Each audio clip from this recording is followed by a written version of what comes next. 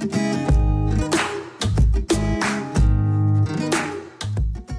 la famille, bienvenue sur ma chaîne. Je suis contente de vous retrouver aujourd'hui pour une nouvelle vidéo, une vidéo spéciale. Et j'ai une invitée avec moi, le pasteur Nadine Benoît. Est-ce que tu veux bien te présenter, s'il te plaît? Oui, bonjour. Alors mon nom est Lindsay Nadine Benoît. Merci Samantha de m'avoir invitée. Merci d'être venue. On va laisser passer tout ce que tu as vécu avant d'arriver ici. Oui, hein? On va... oui, tout à fait. On va juste remercier Dieu parce que tu es là, tu as réussi à arriver. Effectivement, c'est ça. Les cônes oranges dans la ville de Montréal sont intenses. Au Québec. Au Québec, en effet.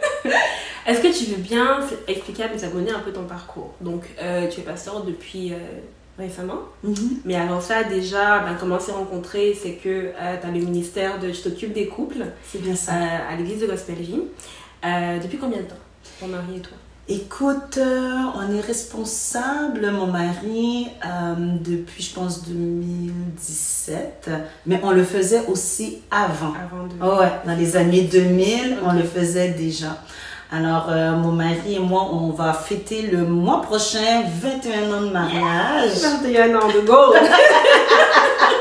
21 ans, t'es pas encore tannée, t'es toujours amoureuse, toujours. Il est toujours derrière toi. Toujours. Et je le suis aussi derrière lui. Toujours derrière. Et il y a des fois, bon, écoute, tu vois, mon nez c'est ouvert, alors c'est ça.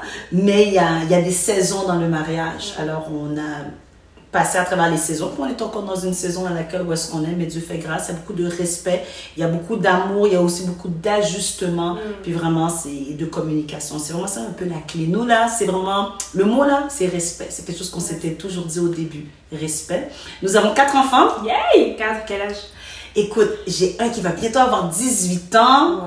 J'en ai un qui a 15 ans. Okay. J'en ai un autre qui a 8 ans. Et la petite cocotte, c'est la seule fille, 5 ans. 5 ans. Ok. 18 ans, ça veut dire quoi? Il va bientôt quitter la maison?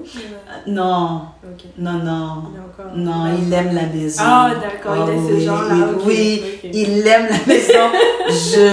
En tout cas, il nous a pas donné aucune manifestation. Si, lever la main, je risque de quitter. Non, il est très bien dans le confort de la maison. Ça veut dire que tu as fait une bonne job. Parce qu'habituellement, j'ai mon cousin qui a 18 ans, il est parti, il était content, il a dit à sa mère, je quitte cette prison, je suis libre, il s'est pris une maison avec ses amis. Ah ouais. Non, je pense pas. Ok, donc tu as les couples, tu es aussi responsable du département de louange? Oui, c'est bien ça. Je suis aussi responsable du département de louange de l'église Gospel Vie. Alors ça aussi depuis, je pense, l'année passée.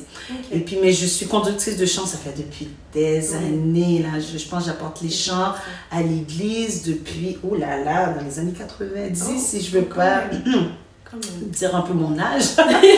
Mais ça fait vraiment beaucoup d'années. Je pense quand j'avais peut-être 14 ou 15 ans, là, fait que ça fait vraiment longtemps que j'apporte les chants. Oui, l'adoration, j'aime ça qu'on m'appelle l'adoratrice de l'Éternel. Les gens me connaissent là. J'adore Dieu. Okay. Donc, beaucoup de casquettes, tu fais beaucoup de choses. Oui. D'accord. Et je pense que tu avais un projet récemment, peut-être qu'on pourrait pointer vers ton projet. Tu as sorti une chanson, non? Oui, l'année passée, je compose aussi, mais à cause, bon, comme tu vois, les chapeaux. De tout ce que tu as fait. Et tout ça. Puis là, le Saint-Esprit m'a dit non, là, il faut que tu sortes ça parce que je compose. J'ai plein de cahiers avec tous les chants. Alors l'année passée, ben, justement, j'ai sorti 2 de mes compositions. Puis il y en a une qui s'en vient bientôt. Fait que chaque année, ben, au-delà de tous les chapeaux, mais il y a cette passion-là de la louange, de louer, d'adorer, de vénérer le Seigneur. Ben, dans ce temps-là, ben, je m'y mets. Fait que je sors des petits singles comme ça. Là. Souvent, les chants ne m'appartiennent pas, ils m'appartiennent de toutes les façons. Alors, et je les sors. Ouais, vraiment. Ok. En tout cas, c'est bon de t'avoir, c'est bon d'être inspirée. Merci d'avoir une femme qui fait beaucoup et qui fait vraiment beaucoup. Et moi je t'ai invitée parce que je pense que tu es capable de bénir les abonnés parce que on est embarqué dans un voyage. Ah, explique-moi ça. Voilà, puis j'ai choisi d'appeler vers le mari de ta destinée. Oh là là. J'ai bien trouvé un nom, hein, donc j'ai dit, non, ça doit faire bien flashy. Les gens vont cliquer avec ce nom-là. Super. Et donc dans ce voyage-là, on a commencé la semaine dernière. Non, parce que cette vidéo ne sera pas sortie à ce moment-là. On a commencé un peu plus tôt, on a commencé en juin. Je sais pas si tu te rappelles, j'avais envoyé un sondage. Oui, Voilà, tout à fait. Mariée, c'est ça. Donc, toutes les réponses au sondage-là, j'en ai fait un livre numérique que j'ai offert gratuitement et que je continue d'offrir gratuitement sur le site de Veille sur ton cœur. Et voilà, donc j'ai un peu tout rassemblé et ça a permis aux jeunes célibataires de voir un peu pourquoi est-ce que les femmes priaient avant de rencontrer leur mari, pourquoi est-ce qu'elles prient maintenant. Et puis qu'est-ce qu'elle demande en fait, quels sont les critères qui étaient utiles, ceux qui étaient superficiels, ceux qu'on a carrément jetés aux oubliettes, ceux pour lesquels on aurait dû prier. Et tout ça c'était pour conduire vers le livre que tu connais. Oui, fière de toi. Merci. Donc 31 jours de prière pour ton futur mari. Yes. Mais là encore, le livre ne sera pas assez. Je sais, il va couvrir certaines choses, mais je sais qu'il y aura toujours plus à dire aux célibataires. Et c'est pour cette raison-là, donc, je me lance dans une série de vidéos, et celle-ci sera la première. Ah, super. Et aujourd'hui, on va parler donc de la raison pour laquelle les gens sont célibataires. En tout cas, pas dans ce sens-là, hein, parce que voilà, on sait qu'il y a le temps de Dieu. Tout à fait. On sait qu'il y a la volonté de Dieu. Yes. On va mettre de côté la désobéissance, parce que la parole de Dieu dit qu'écoute, si tu... Voilà, mes oreilles ne sont pas trop sourdes pour entendre, mais c'est le péché qui est entre toi et moi qui fait que voilà. Donc on va mettre de côté le temps de Dieu, la désobéissance et tous les autres obstacles qu'on connaît habituellement. Tout à fait. Pour essayer d'aller plus loin en fait, de rentrer, d'analyser effectivement qu'est-ce qui se passe habituellement quand on est célibataire. Donc merci encore d'être venu. Ouais, je pense qu'on passe un bon temps parce qu'on va pouvoir parler, échanger, puis bénir les sœurs et les frères. Les frères sont là, c'est célibataire dans les deux cas. Donc voilà. Donc moi ma première question. Oui, alors dis-moi. C'est que j'ai pris quelques exemples dans la Bible. Et j'ai commencé par regarder la base, quand on parle de Dieu a institué le mariage, on cite toujours le Genèse 2:24, l'homme quittera son père et sa mère. C'est ça, ça on le sait. Ça s'attacher une seule chair, là, ils vont. Yes.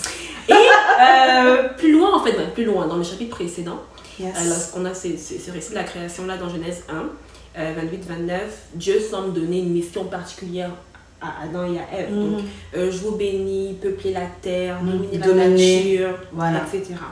Maintenant, qu'est-ce que j'avais d'autre? J'avais Genèse 29. Voilà. Donc, je regardais un peu dans la Bible les différents types de mariages qu'il y avait eu. Et je me disais, ok, est-ce que tous les mariages-là ont respecté ce but-là? C'est quoi l'institution à la fin? J'avais l'exemple du mariage de Jacob et Léa, où on a un peu l'impression que Jacob s'est fait piéger. Il se retrouve dans un mariage un peu malgré lui. Parce qu'il voulait Rachel. C'est ça, il se retrouve quand même dedans. J'avais l'exemple du mariage d'Esther, qui là ressemble un peu plutôt à un mariage stratégique. Ok, on a besoin de quelqu'un, c'est ça. Pour sauver le peuple d'Israël. Là-bas, c'est ça. Et j'avais peut-être l'histoire la plus triste, Genèse 34, avec l'histoire de Dina, la fille de Jacob, donc qui se fait violer. Et puis là, finalement, ça devient un mariage. Ça devient un mariage. Ça allait dans le but de devenir un mariage, mais ce n'est pas fini, ça n'a pas fini par devenir un, pardon. Donc, le but du mariage, Dieu l'institue. Pourquoi? Qu'est-ce qu'il veut faire avec ça? Le but du mariage, c'est certain que si on enlève dans le niveau, si on enlève le niveau biblique, juste de la vie de tous les jours, le mariage, c'est vraiment un des époux qui se donne fidélité ensemble à jamais. Fait que ça, c'est dans le normal. C'est quelque chose qui est officiel, c'est quelque chose qui est solennel dans le niveau du mariage. Dans le niveau biblique, c'est Dieu qui l'a institué, c'est Dieu qui l'a créé. Comme tu l'as dit un peu avec Genèse, il n'est pas bon que l'homme soit seul, je vais créer une femme, puis un lézard, un secours, un soutien. Tu l'as bien dit tantôt. Et pourquoi Dieu aussi instruit le mariage? Parce que aussi il savait que sa création, qui est l'homme et la femme, ne voulait pas qu'elle soit, que l'homme se retrouve seul. De la même manière, il y a le Père, le Fils et le Saint-Esprit. Puis ils ont dit, en faisant l'homme à notre image. Alors, ils ne sont pas seuls. Alors, dans ce cas-là, il dit, il y a l'homme, il y a les animaux, il y a tout ça, mais il n'allait pas bien. Je lui crée une compagne. Et c'est de là que le mariage, quand le Seigneur les a vus, puis il a dit que c'était très bon. Il n'a même pas dit que c'était bon. Les autres, il a dit bon. À celui-là, il a dit très très bon. Alors, une des raisons pour laquelle que Dieu instituait le mariage, ben, c'est pour ça, c'est aussi pour, bon, dominer la terre, et puis, bon, assujettir et toutes ces choses-là, puis aussi avoir des enfants, parce qu'il y avait ça aussi, là, multipliez-vous. Fait une des raisons de base pour laquelle le Seigneur a créé le mariage, mais tout simplement la plénitude, l'épanouissement que se retrouvent le Père, le Fils et le Saint-Esprit, ben, il voulait aussi le donner aussi à sa création. Pour pas que sa création se retrouve, ben, juste Adam tout seul, mais qui bénéficie de pouvoir avoir un semblable comme lui et pouvoir cheminer et croître. Amen. Donc, en fait, c'est l'idée donc de se dire que tout célibataire qui aspire au mariage, en fait, de regarder à l'esprit ce but-là, en fait. De regarder à l'esprit le fait que, ok, je rentre là-dedans pour être une aide, je rentre là-dedans pour m'épanouir, je rentre là-dedans pour être parfaitement dans ce que Dieu voulait que ce soit. Pas pour la stratégie, pas pour...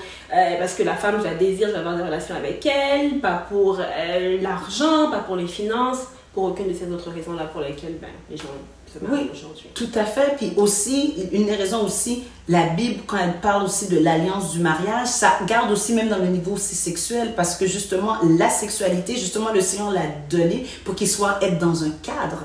Et c'était dans le cadre du mariage. Et aussi, j'aime ça le dire comme ça, en riant, ma chère Samantha, mais dans le jardin, il y avait Adam et Ève. Il n'y avait pas Adam, Ève et Ève.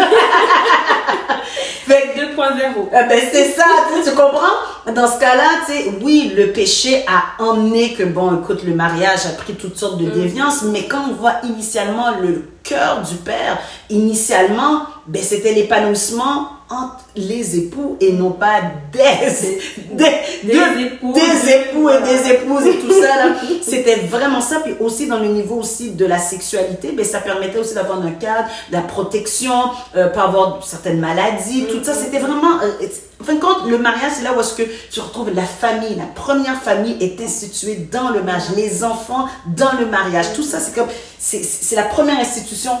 Et bon, le péché, comme tu sais, ben, a amené toute une autre déviance, bon, comme on connaît aujourd'hui. Ouais. C'était ça le cœur de Dieu. En fait, c'est un cadre de protection pour la famille et pour les enfants qui vont naître de ce mariage. Ok.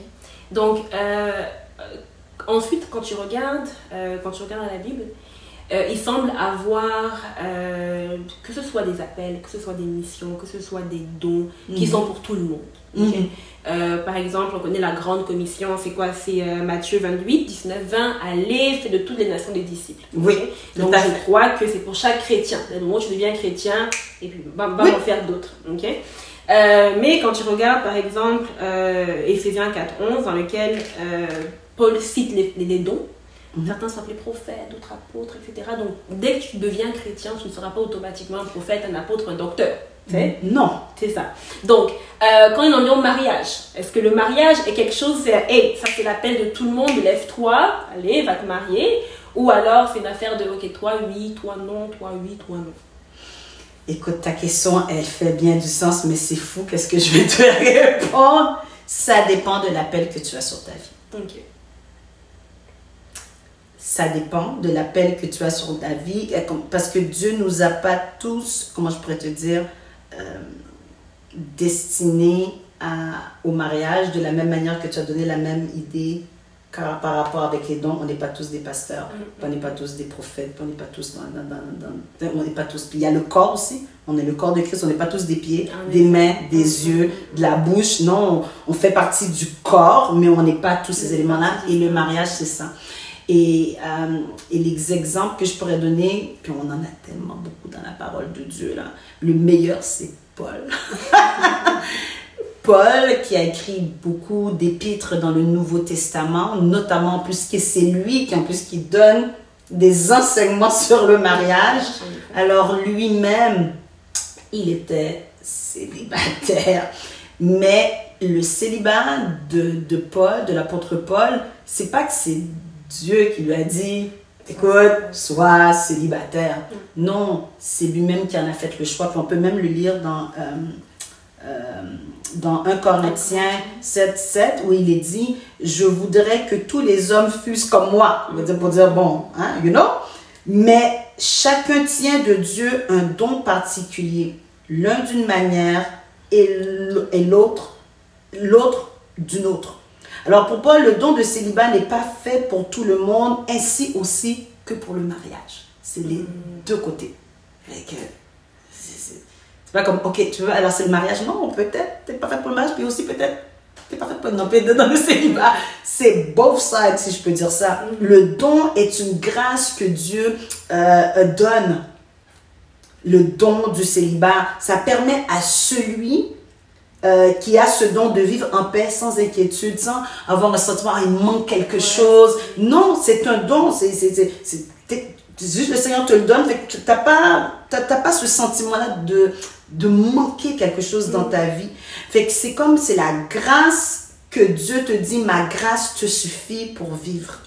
Ok, ouais, c'est ça que j'avais aussi. La grâce de Dieu te suffit pour vivre. Puis je l'ai même écrit ici. Aussi, dans plusieurs personnages aussi bibliques, on a dit qu'il y avait Paul, mais il y avait aussi Jérémie. En effet. Jérémie, c'est carrément l'Éternel qui lui a dit. Alors là, une question que je pourrais te dire, toi et moi, on discute là. Ouais. L'Éternel peut te dire, ok, tu es dans le don du célibat.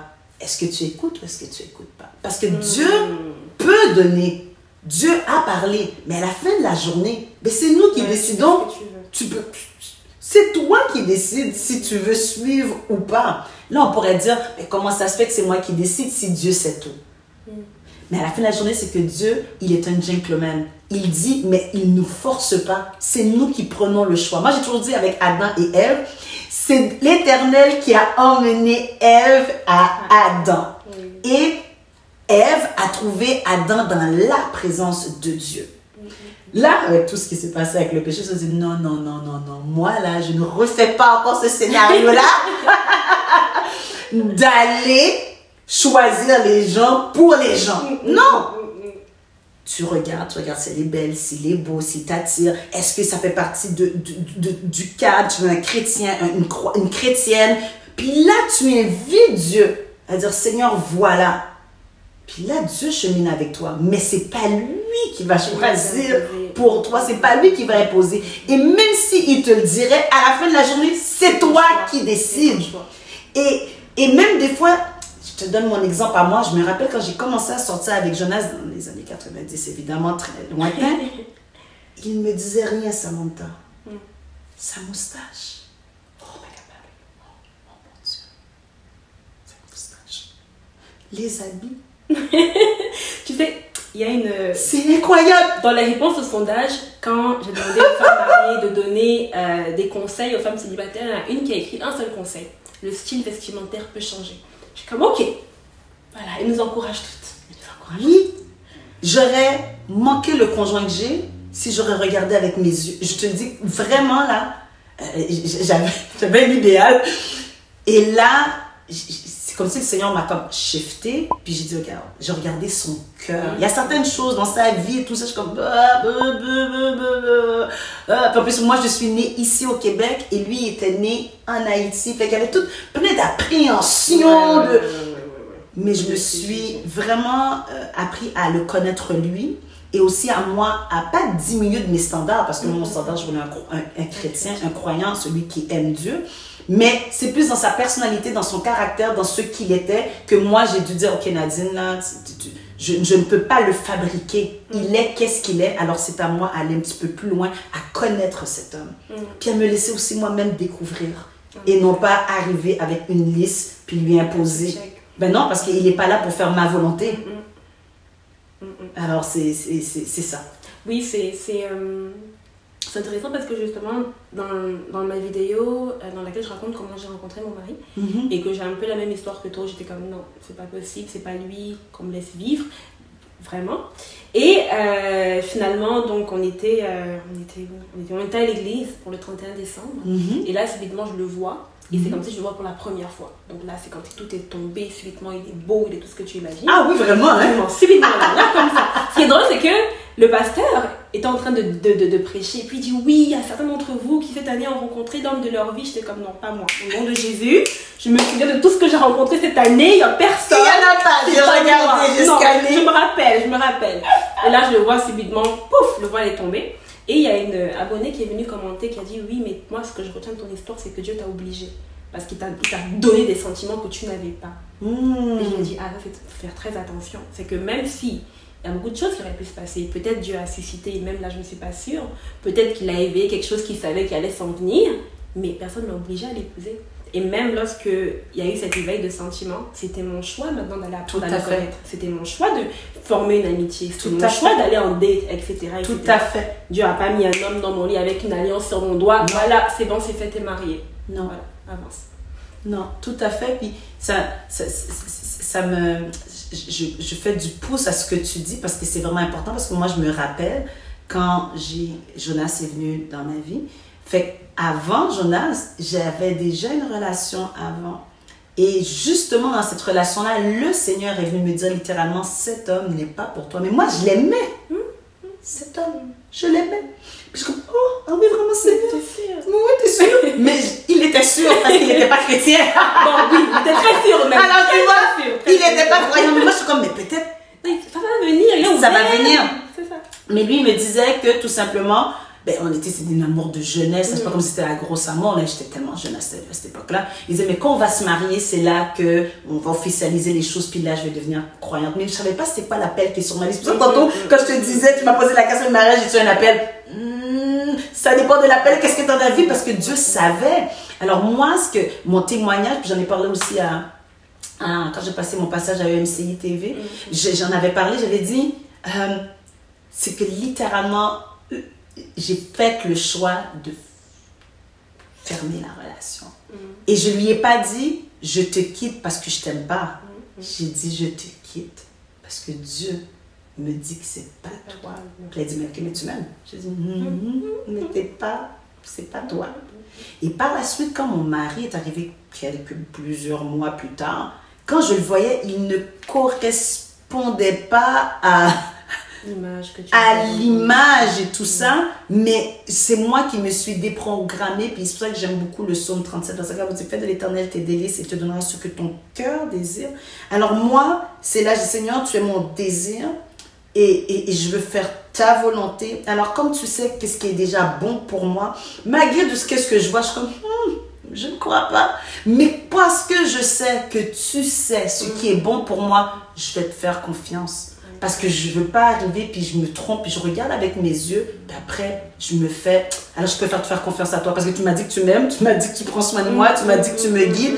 Alors, je veux faire ce choix-là. Et c'est ça que j'ai fait avec mon conjoint. Même si je vis la moustache, les habits, puis moi, toutes ces affaires-là, j'ai omis ça, et moi, j'ai appris. Est-ce que ça a été facile, Samantha? Non, parce qu'il y avait certaines choses dans moi qui me... C'est pas que... Je ne l'aimais pas, mais c'était moi qui m'étais mis des standards et qui m'étais mis des choses, puis c'était faux, c'était pas des choses qui étaient, qui allaient, comment je peux dire, on est un épanouissement dans ma relation. C'était juste comme on dirait, c'est comme si on dit, on aime les pommes, il y a les pommes, les bananes, puis je sais pas, puis il y a les poires. Puis moi, genre, non, moi j'aime vraiment la poire, mais tu sais, la banane, elle est quand même pas si pire. Oh non, moi j'ai décidé que je veux juste la poire. Mais c'est tu laissé là, ok, et il a dit, laisse tomber toutes tes choses là qui te retiennent. Puis laisse-moi te découvrir, laisse-moi te faire voir plus que ce que tu es en train de voir. Et c'est là qu'est-ce qui est arrivé. Lui, mon mari, il a dit qu'il avait déjà vu en songe que c'était moi son épouse. Mais il a été sage. Il ne me l'a pas dit.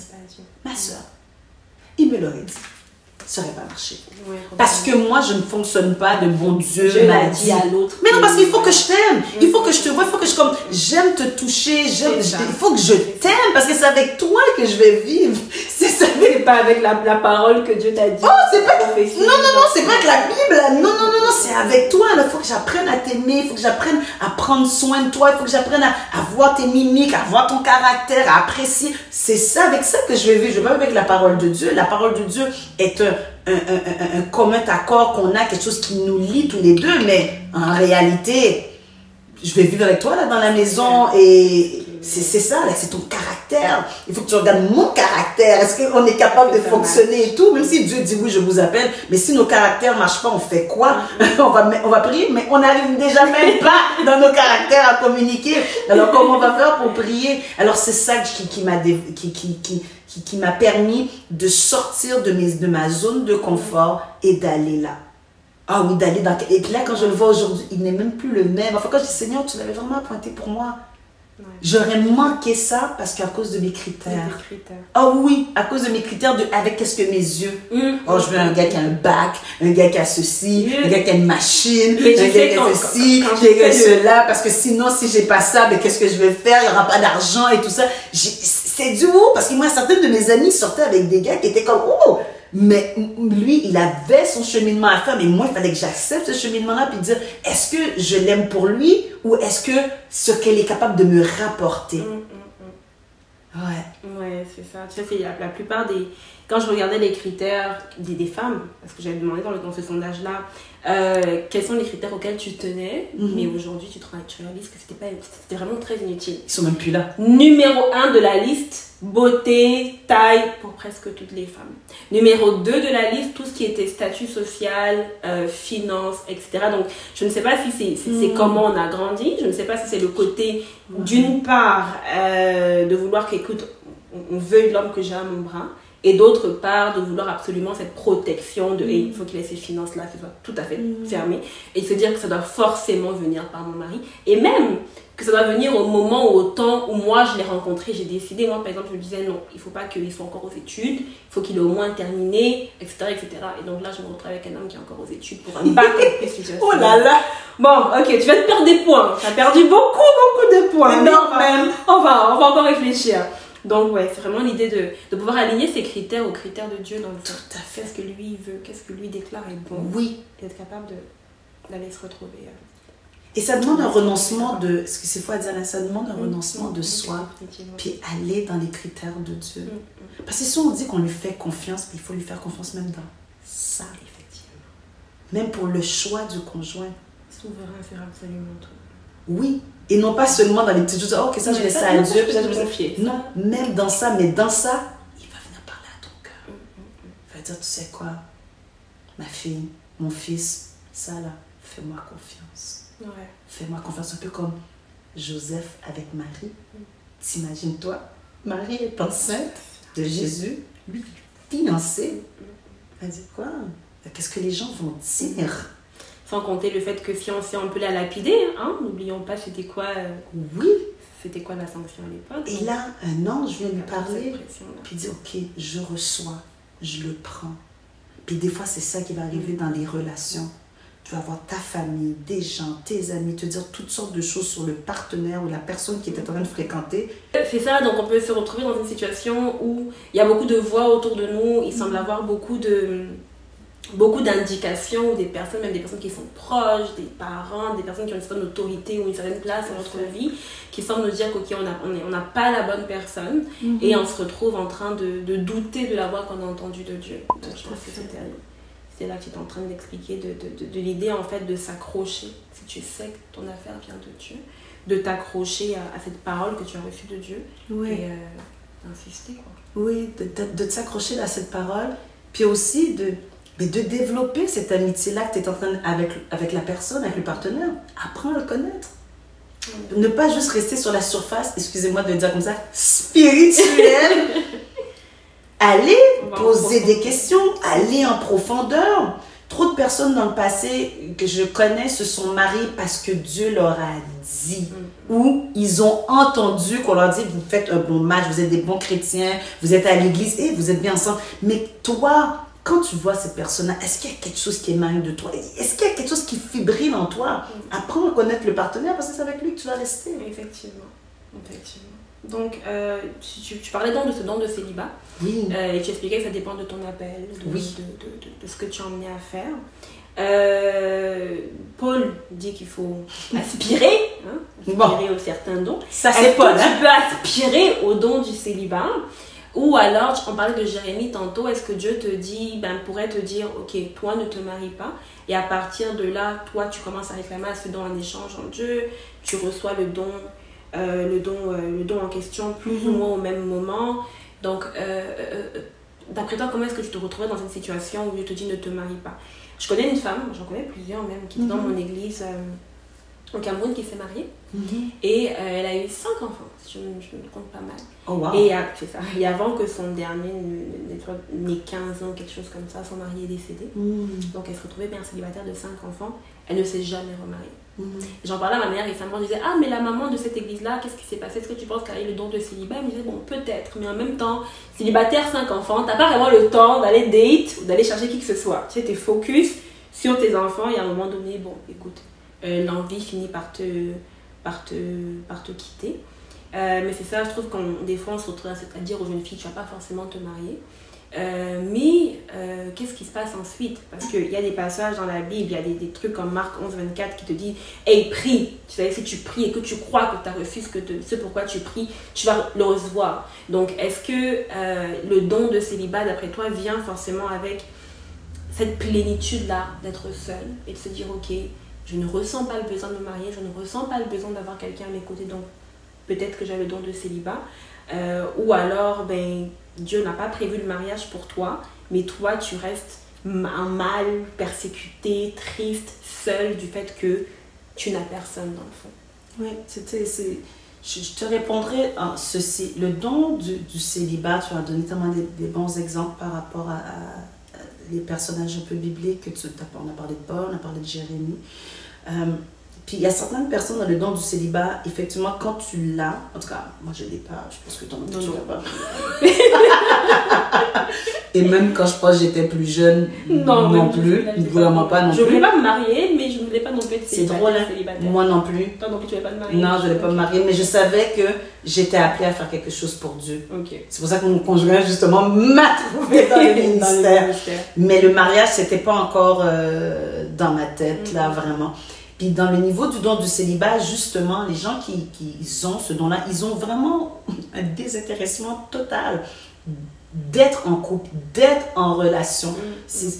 Même des fois, je me rappelle d'une madame, là, on était ensemble, ça lui disait rien, même si on lui disait, ah, il est beau, il a l'air gentil, mais pas plus que... Pas plus loin que ça. Je me dis, ah, elle a l'air d'être normale.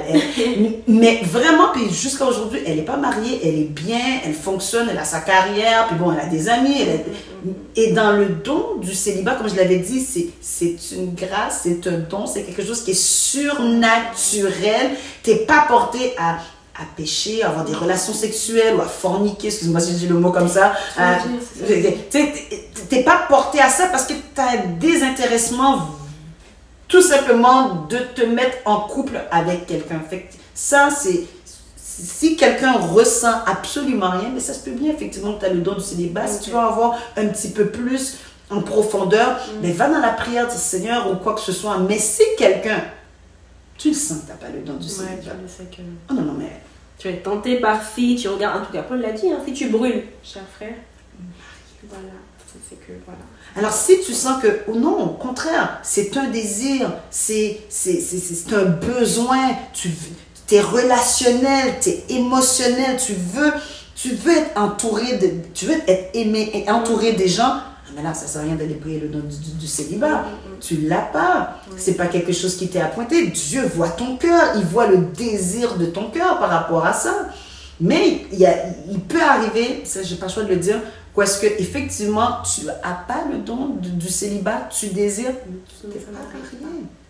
Tu ne t'es pas marié. Là, on va se dire, est-ce que c'est la faute de Dieu? Est-ce que c'est ma faute à moi? Est-ce que, en fin de compte, Dieu, tu m'avais dit que tu m'avais appelé, mais en fin de compte, je ne comprends pas que rien n'est arrivé? Je ne mettrais pas la faute sur Dieu. Je mettrais la situation sur le timing. Je vais dire pourquoi. Je reviens encore avec mon exemple à moi. Moi, je savais que je n'avais pas le don du célibat, mais moindrement que moi, j'aurais mal regardé mon conjoint ou bien je l'aurais... Ça se peut bien que je serais encore aujourd'hui peut-être célibataire. Des fois, c'est dans nos critères. Dieu parle à notre cœur, hein, puis il est là pour nous conduire. Mais est-ce qu'on écoute ce qu'il nous dit? Est-ce qu'il est capable de dire, ce que tu as là, coupe ça? Non, Seigneur, c'est vraiment important pour moi. Ok, si tu veux, tu peux le garder, mais tu ne sais pas c'est quoi le prix que tu payes en gardant ça. Et c'est là où est-ce que je me dis, dans ce cas-là, Dieu écoute, Dieu veut notre bien, il veut notre meilleur. Puis des fois, dans le cas de célibataire, et j'en ai connu des filles qui ont dit, il y a un tel homme qui est venu à telle année dans ma vie, mais j'étais tellement rendu loin, puis j'ai dit, ah, non, et j'ai laissé tomber, puis je suis encore jeune, je vais attendre. Ben, elle attend encore. Puis après, quand elle regarde, elle dit, c'est vrai que c'était lui, mais je l'ai minimisé. Ou il y a des hommes qui disent, c'était elle, mais je l'ai minimisé. Parce qu'à cause de sa forme, moi j'aime telle femme de telle manière, de telle rondeur et tout ça, puis elle me dit rien. Non, mais dans le physique, elle te disait rien. Mais dans la paix, dans la personne, dans le caractère, c'était elle ton misère. C'était elle ta compagne. C'était elle qui allait te permettre que ton projet allait pouvoir aller un petit peu plus loin parce qu'elle allait compenser et tous les deux, votre vision, votre projet allait juste aller en avant. Mais malheureusement, tu as regardé avec tes yeux. Et des fois, c'est la peur, des fois, c'est la famille, des fois, c'est les gens alentours qui disent non, pas vraiment. Mais non, vraiment. C'est pour là que je te reviens tout de suite. Dieu, toi, ton cœur doit être connecté au Seigneur. Fais de l'Éternel tes délices et il te donnera ce que ton cœur désire. Parce que tu vas reconnaître sa voix, tu vas reconnaître c'est papa qui est en train de me parler là. Fait que je vais le suivre. Mais tant que ta voix est pas, ton oreille est pas alignée, ben justement, toutes sortes de choses alentour vont tourner puis ça peut t'éloigner. Ça peut te pousser. Donc, dans ce sens-là, donc, qu'est-ce que tu penses? Est-ce que tu dirais que tu as une seule Ève? Si tu es un homme, tu as un seul Adam. Non. Je raconte, tu as une seule Ève, etc. Ou alors, écoute, Dieu regarde. Dieu sait, et moi je t'entends t'envoyer là quelque part, Nadine, je t'envoie à X endroit. La personne qui est la mieux capable de t'accompagner, t'emmener à cet endroit-là, et qui elle aussi a son propre, j'ai mon propre projet pour elle, et ensemble vous allez là et là, c'est elle. Tu passes à côté, ok. Il y en a un autre qui va venir, mais je sais pas quand. Je sais pas s'il sera là dans 5 ans, je ne sais pas s'il sera prêt dans 15 ans, j'en ai aucune idée, fait que, attends. Je te répondrai oui. Pourquoi je te dis ça? C'est pas parce que Dieu va... Je donne l'exemple avec le peuple d'Israël parce que c'est le meilleur exemple. Okay. Ils ont manqué canard. Pour l'avoir manqué, ils l'ont manqué. Ils l'ont manqué, hein? Tout à fait. Mais est-ce qu'ils sont rentrés à canard? Ben, les plus vieux n'ont pas vraiment réussi à rentrer. Hein? Voilà. Bon, les plus jeunes encore heureux, Dieu a fait grâce. Voilà. Je vais donner encore un autre exemple. David. Sa première femme, c'était qui? C'était la fille du roi Saül. Mais la lignée messianique a été faite par qui? Matthieu. Tu vois, j'essaie juste de t'emmener comme pour dire, bon, écoute, dans la Bible, je vois que j'aime la parole de Dieu, puis je pense que toi et moi on l'aime, parce que franchement, ça nous... Avec Dieu, il n'y a pas comme, oh, il y a... On a parlé de Léa avec Rachel. Tantôt, on a parlé de Léa avec Rachel. Est-ce que c'est Dieu qui a permis qu'il y a Léa, puis après il y a Rachel? Est-ce que... je ne dirais pas que c'est Dieu. Mais des fois, il y a des saisons, il y a des timings où est-ce que nous, on n'a pas le choix d'être à l'écoute pour pas manquer une opportunité, une saison où est-ce que Dieu, c'est là. Mais au fond, Dieu veut nous bénir. Si tu manques là, tu vas dire, bon, c'est fini pour toi. Non. Heureusement, il fait comme GPS. Allez, on recalcule là. Voilà. Tu vas prendre un peu plus de temps, mais on te ramène. Mais je te ramène. Parce que le but de Dieu, c'est de bénir. Le but de Dieu, c'est de te faire du bien. Le but de Dieu, c'est que tu prospères. Le but de Dieu, c'est que tu sois épanoui. Oui, tu as manqué. L'ennemi, son but, c'est quand tu as manqué, il t'emmène dans la dépression. Il t'emmène dans la faute. Il t'emmène dans le doute. Il t'emmène que tu es dans un désespoir. Tu as manqué. Non, pas avec Dieu. Avec Dieu, Dieu, il est le Dieu de la première, la deuxième, la troisième, la quatrième et de la millième chance. De la millième chance. Mais on a notre part à faire, c'est d'être à l'écoute de Dieu dans la saison dans laquelle que tu es, qui que tu écoutes. Est-ce que c'est toi-même ou est-ce que c'est Dieu? Et c'est bien parce que quand tu ramènes ça, en fait, ça ramène à l'idée, je n'ai pas encore fait cette vidéo-là, je ne sais pas quand est-ce qu'elle sortira, mais je voulais parler de connaître son appel et de rentrer dans son appel, et du fait qu'en fait, ce n'est pas forcément tout ce qui semble être directement lié au mariage dans ta vie qui te conduit dans cette direction-là. Donc, c'est une obéissance à Dieu qui est dans tous les plans de ta vie. S'il te dit, va ici, tu vas là-bas, déménage, tu déménages. C'est pas que tu n'obéiras que lorsqu'il va te dire, va à cette fête-là parce que tu vas rencontrer cet homme-là. Donc, c'est une histoire déjà que, ok, Nadine, oui, tu as rencontré Jonas où? C'était dans quelle église? C'est probablement une église où Dieu voulait que tu sois. Tu t'avais probablement demandé de rentrer dans ce chemin-là. Tu ne savais pas ce qui t'attendait, mais ton obéissance a réussi à te conduire jusque-là. Je pense que j'entendais souvent certains parler de... Est-ce que c'est Rebecca, non, la femme d'Isaac, qui s'est retrouvée en face du serviteur d'Abraham. Oui. Et qui, par son caractère, par son obéissance, c'est donc retrouver en fait dans cette situation où ça va être toi. Ben oui, parce que qu'elle soit comme ah non, ça m'intéresse pas, t'as trop de chameaux, en plus t'es même pas d'ici, t'es un étranger, non j'en veux pas. Passe à côté. Oublie ça. Elle aurait tellement passé à côté. Et j'aime tellement l'exemple que tu donnes, Samantha, parce que ça peut. Moi, c'est ça qui aurait pu m'arriver. C'est ça qui aurait pu m'arriver avec mon mari. J'aurais passé à côté. J'aurais passé à côté. Des fois, on accuse Dieu, puis disait, oh, moi, mais j'ai tout passé pour toi. J'ai tout positionné. C'est toi qui as fait le choix. J'ai même essayé, voulu de te parler. J'ai mis des signes, j'ai mis Samantha, j'ai mis des clips vidéo, j'ai mis des YouTube, j'ai mis toutes sortes de choses pour que tu puisses, comme que tu saisisses, t'as pas saisi. Parce que tu es resté dans ton confort, tu es resté avec tes critères, tu es resté... Et moi, je voulais t'emmener quelque part d'autre, te sortir justement de la barque pour que tu puisses marcher sur l'eau et que tu puisses être en mesure de dire oh, waouh, c'est fou, mais c'est ça, fais-moi confiance, je vais te faire marcher sur l'eau. C'est ça. Donc, c'est vraiment l'idée de... Mais en tout cas, tu l'as dit, tu le répètes depuis que tu es là, c'est d'écouter Dieu, mais vraiment de se mettre à l'écoute. Encore dans ces sondages-là, il y avait une femme qui disait moi, ma prière, c'était Seigneur, si tu n'es pas pour cette relation, brise-la. 3 points de suspension. Mais je n'ai pas compris les signes. Donc elle a fini par marier cet homme-là, et c'est ça. Donc c'est de dire, ok, des fois on prie, et on va parler 1 minute, c'était de dire, des fois tu pries et tu reçois, et j'en parle dans le livre, des différentes voix qui nous parlent, et de l'importance justement de pouvoir reconnaître celle de Dieu. Et je connais tellement de femmes qui, oui, elles ont épousé parce qu'elles ont eu un rêve. Donc oui, elles ont rêvé, n'étaient pas chrétiennes, mais non, c'était un rêve. Il y a encore, je parlais à un de mes abonnés qui me disait, oui, il y a cette femme-là qui est rentrée dans sa vie. Et il y a une sœur qui lui a dit, non, c'est elle, c'est la femme de ta vie, Dieu m'a donné une vision. Tu vois, donc il y a des rêves, des visions. Et on ne se rend pas compte que des fois, en fait, déjà le rêve, oui, ça peut être Dieu, mais ça peut être tellement d'autres choses. Ça peut être toi-même, ça peut être ton propre désir, tellement dans ton cœur, tu es pour cet homme-là, que oui, tu commences à recevoir des rêves et des signes qui ne sont pas vraiment de Dieu, en fait. Donc, même si j'en parle dans le livre et que j'en reparlerai encore et encore, est-ce qu'on peut faire juste quelques minutes là pour revenir sur reconnaître, ça c'est Dieu, j'ai reçu le signe, comment je sais qu'effectivement ça vient de Dieu. Ça va être aligné à la parole de Dieu. Tu ne peux pas recevoir un rêve qui est contraire à ce que la parole dit. Alors oui, tu as un frère, oui, tu as une soeur, oui, il y a quelqu'un qui a fait un songe, mais toi, tu dois prendre ta responsabilité que quand tu reçois ce rêve-là, tu te présentes devant Dieu, ou tu ouvres ta parole, ou tu pries, dis Seigneur, tel frère, telle soeur, mon pasteur, un prophète, en tout cas, les personnes qui vont prophétiser sur ta vie, qui te disent tel frère, telle soeur. Mais c'est toi qui va, je reviens encore, mais c'est toi qui va marier cette personne-là, c'est toi qui veux cette personne-là. Alors va vers ton papa, va vers ton Dieu, dire Seigneur, est-ce que c'est vrai? Et le désir doit être manifesté dans ton cœur. Tu sais, j'aime ça quand dans l'Apocalypse, ça dit ce que j'ai contre toi, c'est que tu as perdu ton premier amour. Tu ne peux pas te marier avec quelqu'un si déjà il n'y a rien. Il n'y a rien là. Dieu, il a vu que quand Jésus, quand Lazare est décédé, on dit Jésus pleura.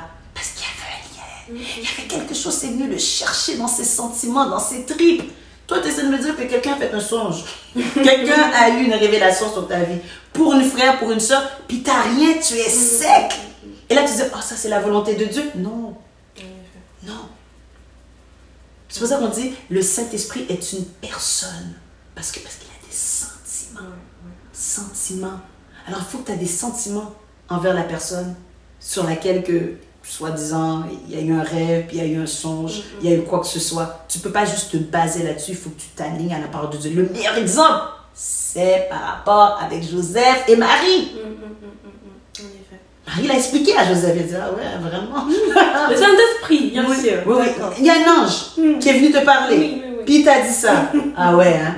D'accord. L'ange est venu parler à Joseph. Oui. Alors, si toi, tu n'es pas sûr, ne rentre pas, frère, soeur, ne rentre pas dans une relation parce que quelqu'un t'a dit. Toi, fais le pas. Toi, prends ta responsabilité. Engage-toi à te présenter devant Dieu et à présenter cette personne-là. Seigneur, est-ce que réellement, sinon, parle à mon cœur. Convainc-moi, montre-moi. Parce que le mariage, c'est quelque chose qui est important. Alors, tu ne peux pas juste prendre ça banal, c'est deux vies ensemble. Ça demande de la fidélité, ça demande de l'engagement, ça demande de la communication, ça demande plein de choses. Fait que c'est pas juste il est beau, il est belle, et puis bon, on va se tenir par la main, puis on est chrétien, puis on va se mettre des habits un peu pareils, puis là on va se faire un Instagram, on va être sur... C'est pas ça, c'est tout un engagement d'une vie. Alors on peut pas prendre ça juste par acquis. Puis la personne avec qui on se marie, elle ne nous doit rien. Et je ne lui dois rien non plus. C'est pas ça, on fait un commun ensemble, puis nos visions, nos appels, le Seigneur les met ensemble et puis bang, on y va. On y va. Et ça marche dans les deux sens aussi. Donc c'est de se dire aussi, j'ai déjà des sentiments, ok, il y a un rêve qui est venu accompagner le sentiment, mais je vais être sûre de où est-ce que je m'en vais. Donc c'est pas j'ai des sentiments, j'ai eu un rêve de Dieu, c'est bon, je me lance. Moi, je me souviens, ça m'a pris 3 mois. Pendant 3 mois, je priais, je disais, Seigneur. Il me répétait, c'est lui. Je dis, oui, redis encore, Seigneur, répète, redis-le, juste pour que je sois sûre de où est-ce que je suis en train de me rendre. Donc, c'est aussi de se dire, ok, ça va dans les deux sens. J'ai envie d'avancer, j'ai le sentiment qui est là, les circonstances ont l'air d'être favorables. Je veux quand même entendre le oui de Dieu. Je veux quand même être sûre de où est-ce que je suis en train de me rendre avec cette personne-là. Ouais. Puis tu vois, j'avais écrit quelque chose, puis je vais le partager aussi, parce que je trouve que ça fait vraiment du sens. Je vais juste me rappeler là, oui, et dans un des obstacles que moi j'avais, c'était la peur. Okay. La peur de m'engager, parce que je me suis mariée jeune quand même, puis je me disais, mais c'est moi qui me disais, c'était pas Dieu. Je veux juste te dire ça ce matin, c'était pas Dieu, c'était moi. Et moi, Dieu ne m'a jamais dit, marie-toi avec cet homme. Je veux juste mettre ça au clair là, j'ai pas eu aucune révélation biblique, j'ai pas eu ça. J'ai fait le choix de me marier avec cet homme. Lui, il dira autre chose parce que lui, il a eu un songe, lui, mais pas moi. Moi, j'ai appris à le connaître et dans le connaître, il y a certaines choses, je voyais, je suis un homme de Dieu, tout ça, puis bon, tu sais, homme de Dieu, un homme qui aime Dieu. Ben, écoute, on s'entend, on donne tellement des termes, c'est pas beau, c'est pas spirituel. Un homme qui aime Dieu.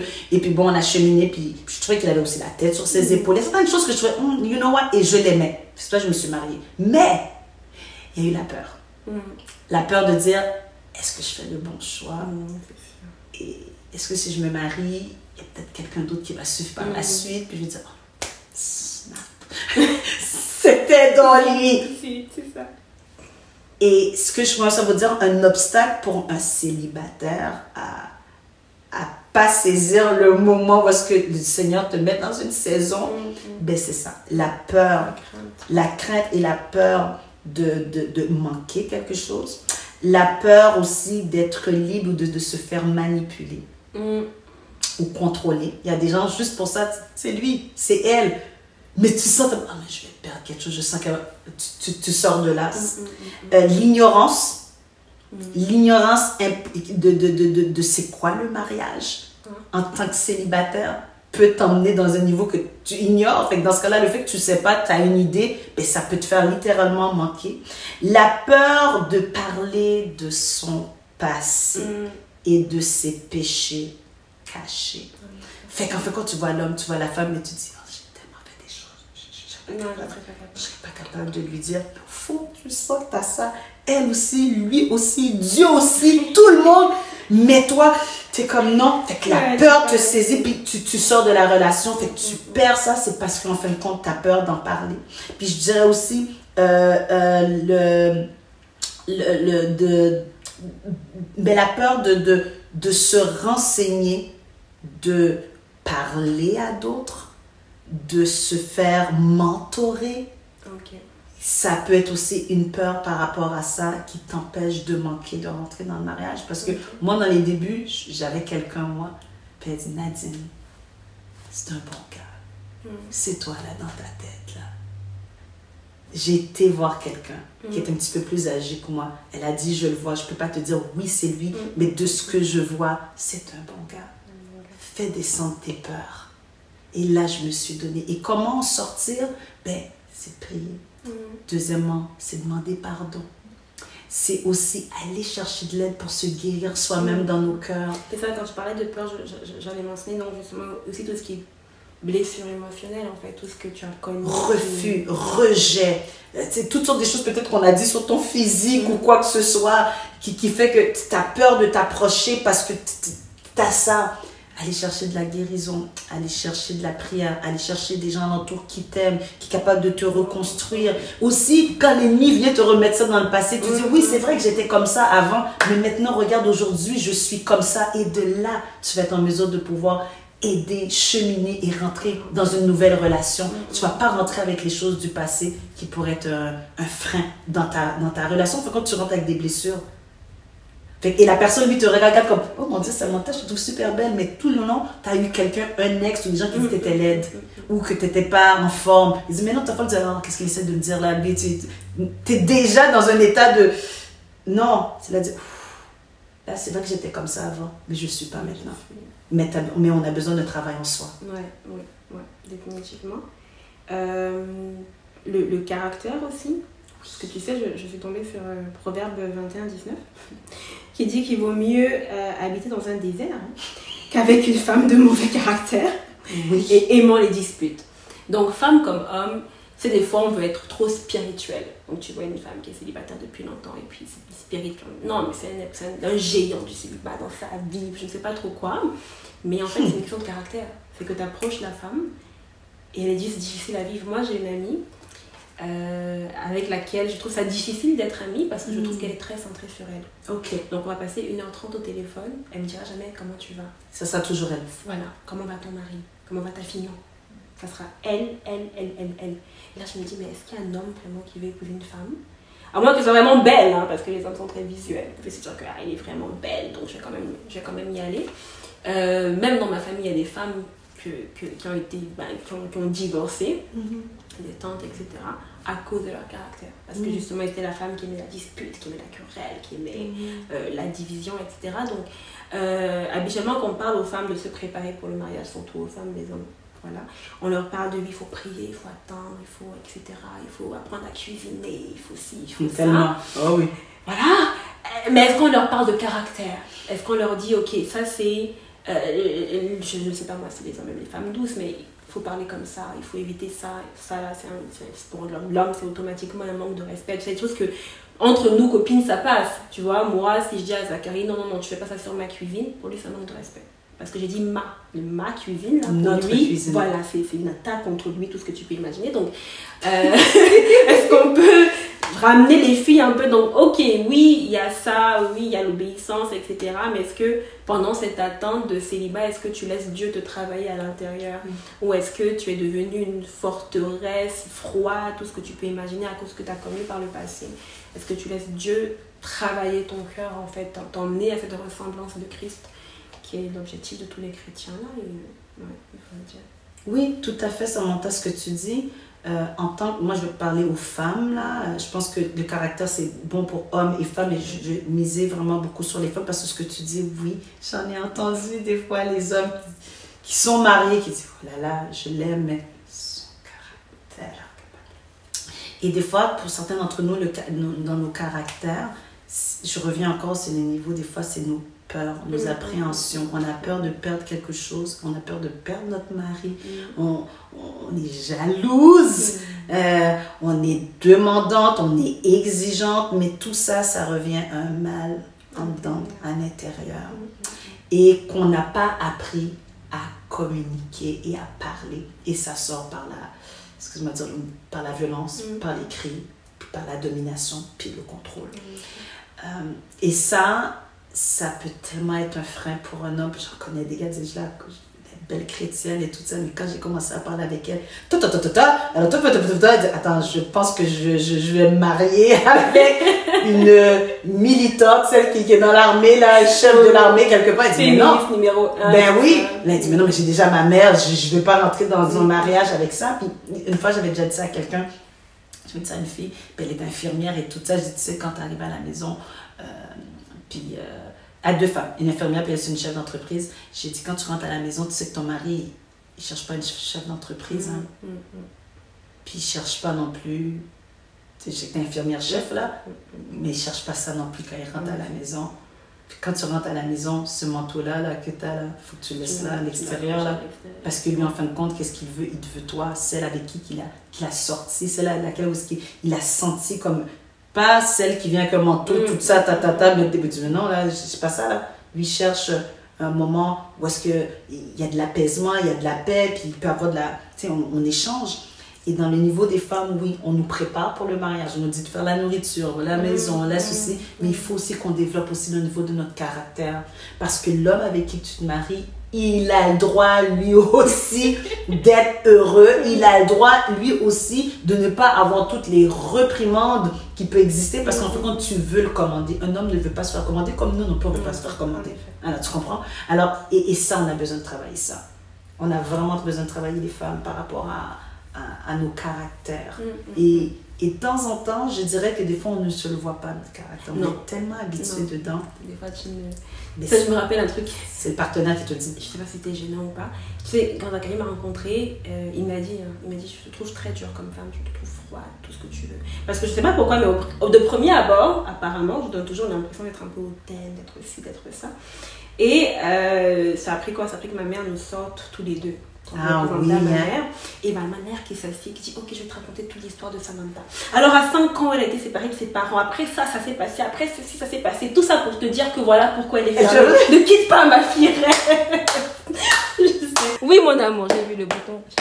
J'allais te dire, t'es sûre, Samantha, regarde bien parce qu'il t'a dit rouge. Quand ils nous disent des choses, parce qu'il est vraiment là. Rouge. Il a dit rouge. Il a dit, mais chérie, qu'est-ce que t'avais pas compris? Oui, tu me parlais par rapport à ta famille. Oui, ta maman. Je disais que ça, des fois, tu vois pas, tu te vois pas en fait. Tu n'as pas l'impression que c'est ça qui est en train de ressortir. Même ma témoin, qui est ma tante, le jour de mon mariage, c'est elle qui devait faire le discours. Et elle disait, oui, des fois, vous rencontrez Samantha, elle ressemble à ça, mais non, c'est un papillon caché, tout ça. Bon, ça, je sais qu'elle faisait pour ma belle famille, pour leur expliquer que vous inquiétez pas, elle est comme ça avec tout le monde. C'est pas juste vous, tu vois. Donc oui, c'est ça, c'est l'idée que tu te vois pas en fait. Donc non, il faut que tu regardes autour. Oui, et quand on vient nous dire ces choses-là, pour de vrai, on se comme non. Non, parce qu'on s'est habitué à être là-dedans. Puis des fois, ça peut être vraiment comme un genre d'une muraille qu'on se met pour de protection. Mais on ne peut pas faire ça avec le conjoint. C'est là où est-ce qu'il faut que ça tombe. Bon, si tu veux le faire avec les gens autour de toi, ok.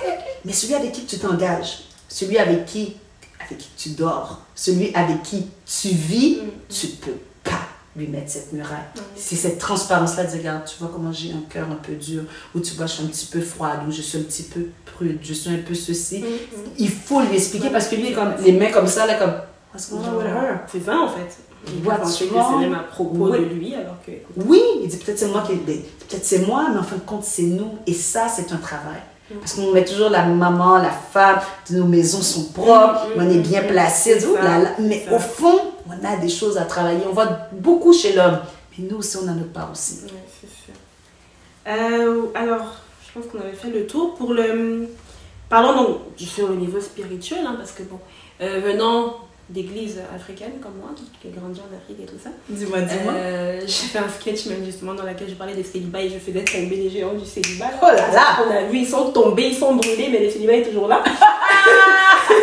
Donc je sais pas s'ils se relèvent, je sais pas ce qui se passe, mais dans tous les cas, est-ce qu'il peut avoir des obstacles spirituels au mariage? Et si oui, en fait, à quoi il faut s'attendre? Je ne m'attends pas à avoir un démon du célibat. J'espère que non. Mais c'est-à-dire, par exemple, okay, quand tu vas regarder Daniel, okay, et que dans Daniel 10, Daniel a fait son jeûne pour comprendre le rêve, etc. Et que l'ange arrive, dit oui, mais depuis le premier jour, j'étais prêt à te donner la réponse à ta prière, mais il y avait le prince de Perse qui est tombé dessus, etc. Donc, ce qui est possible, qui est ça en fait, qui est des côtés spirituels. Est-ce que on a des femmes qui rentrent dans le mariage et qui ne sont pas forcément vierges, donc qui ont eu des relations sexuelles dans le passé aussi, donc est-ce qu'il y a pu avoir un échange par rapport à ça? Donc je sais que j'ai parlé de liens d'âme souvent. Oui, et il y a des femmes, donc par exemple, comme des hommes, c'est ça, des femmes et des hommes qui donc avaient des relations, et même pendant l'acte sexuel, c'était des tu es ma reine, je ne te quitterai jamais, ça sera toujours toi et moi, etc. Donc à quel niveau en fait le spirituel rentre? Parce que si on te dit ok, prie pour ton mari, c'est important de prier pour ton mari, ton futur mari même avant de le rencontrer, maintenant une fois que tu l'as rencontré, que c'est lui ou bien que tu n'as toujours pas rencontré, est-ce que la prière est seulement dans ce sens là de vous préparer tous les deux? Il y a une prière aussi qui va dans le sens de ok, on va se défaire en fait de tout ce qui pourrait nous empêcher spirituellement de rentrer dans une nouvelle union en fait? Je te dirais les deux.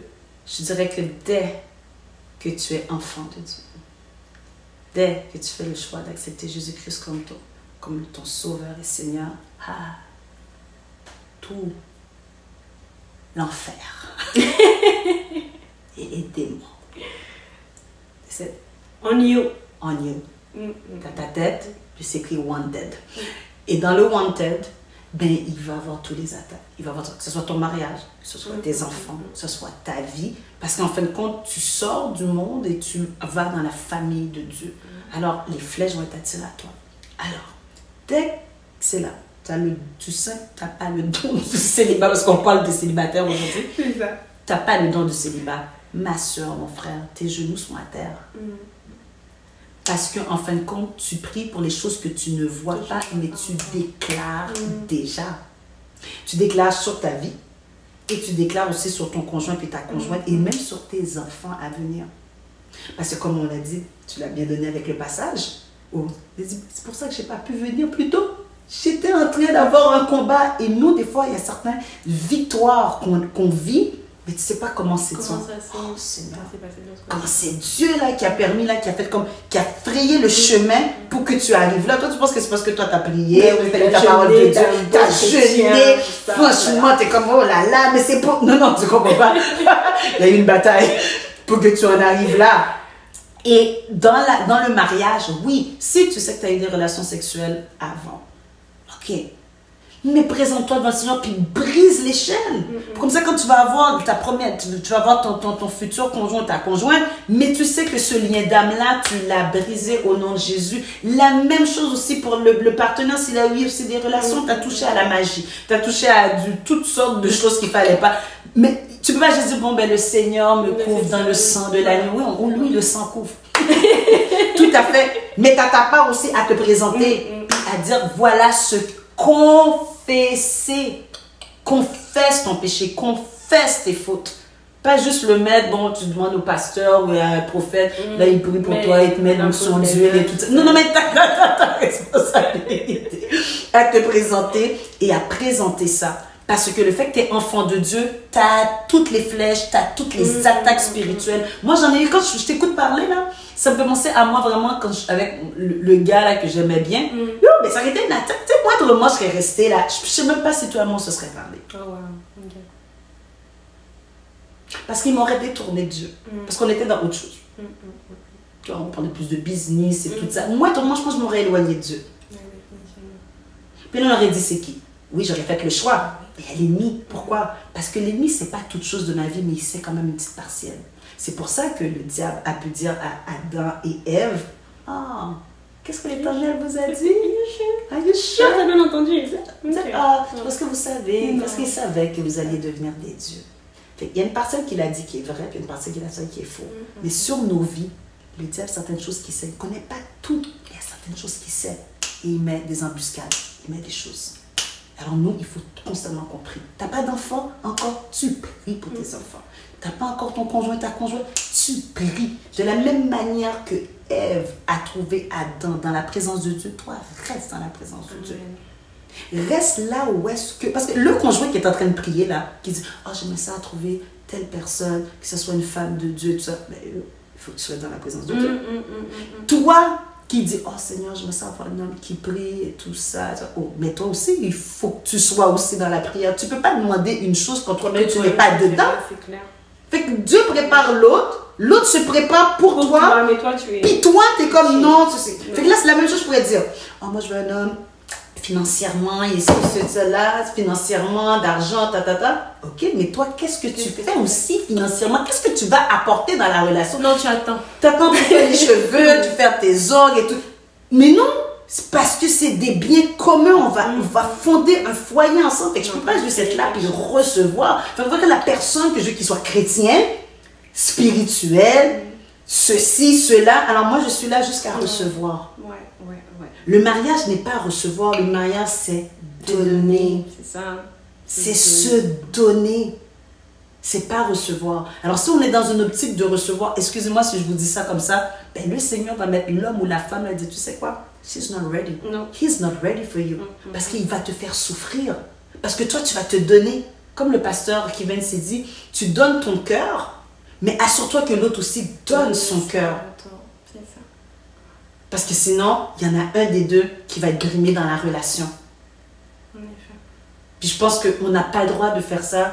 Ça m'entend, on n'a pas le droit. C'est des gens qui ont... De la même manière, toi et moi, on a eu des parents qui nous ont élevés, on a eu des gens qui nous ont aimés, qui se sont investis en nous.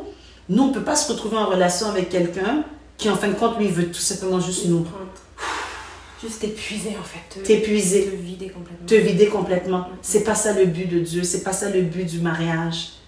Et c'est fou, tu sais, on est chrétien, puis on parle des choses chrétiennes, puis des fois, je regarde les gens même dans le monde qui sont pas chrétiens, puis ils comprennent. Moi, je vois des mariages dans le monde, des fois, ils ont compris. Ils ont compris comment ça fonctionne, en fait. Ils comprennent que respect, amour, partage, fidélité. Et nous qui croyons, on a la parole de Dieu, on a Dieu et on spiritualise tellement la chose, mais on enlève notre part, on a notre engagement, on a notre responsabilité pour qu'une relation, elle fonctionne. C'est ça. Et donc, parlant de responsabilité donc de notre part, je l'ai dit brièvement tantôt donc, de ce qu'on attend des femmes, de dire ok, prie, assieds-toi là, tu attends. Et donc, c'est vrai qu'à un moment donné, tu peux dire que femme comme homme, hein, quoique bon, on a toujours l'impression que les hommes choisissent quand ils se marient. Parce qu'après tout, c'est lui qui fait la demande. Donc, on a un peu l'impression que s'il a trouvé à quelqu'un, tout ce qu'il a à faire, c'est se mettre à genoux, dire épouse-moi, et c'est réglé. La femme, par contre, est vraiment en mode, je dois attendre qu'il veuille bien se décider à le faire. Donc, dans cette attente-là, je repensais à l'histoire de Ruth et Boaz. Oui, moi aussi je l'avais. C'est nice. Et que je me disais que donc Ruth, elle était là, elle n'était pas vraiment si passive que ça dans son célibat. Tu vois, Naomi lui a dit, ok, voilà ce qui va se passer, tu fais X, tu fais Y, tu fais Z. Tu vas dans le champ, voilà. tu Et puis, et voilà ce qui se passe. Donc, quelle liberté en fait en tant que femme, et même en tant qu'homme, étant célibataire, on se donne. Moi, je sais qu'à un moment donné, j'ai voulu essayer Christian Mingle. Je sais pas si tu connais. C'est une application de rencontre chrétienne. Ah, ok. Ah, I heard it. J'en ai entendu parler. Tu me dis ça. Je l'ai téléchargé. Et en fait, comment ça fonctionne, c'est que tu as des photos. Ok. Donc, je pense que c'est par localisation, etc. Et si tu glisses la photo, je pense vers la droite, c'est que tu aimes bien la personne, vers la gauche, tu n'es pas intéressé. Okay, quelque chose comme ça. Donc, ok, ça commence un peu fort. Là, je me dis, ok, pour qu'il y ait un match, il faut que si je t'ai glissé vers la droite pour dire que j'aime, tu aies fait la même chose avec moi. Ah, d'accord, ok. Et là, tout de suite, toutes mes insécurités sont venues s'écraser sur mes épaules. J'ai dit, si ce mec-là, je le glisse vers la droite, et que lui, il ne m'aime pas et qu'il me glisse vers la gauche, je vais pas réussir à dormir cette nuit. Ah. J'ai désinstallé l'application, je suis allée me coucher. C'était ça mon histoire avec l'application de C'est ça, j'ai pas osé aller plus loin, tu vois. Mais j'ai entendu des témoignages de personnes qui se sont rencontrées de cette façon-là, en fait. Donc, est-ce qu'il y a quelque chose de particulier à faire? Est-ce que toi, en tant que femme, tu dis, ok, je vais sortir, je vais aller à des rencontres de célibataires, je vais participer aux réunions des jeunes adultes ou alors aux réunions des femmes, et en tout cas, aux activités de mon église? Est-ce que je vais aller...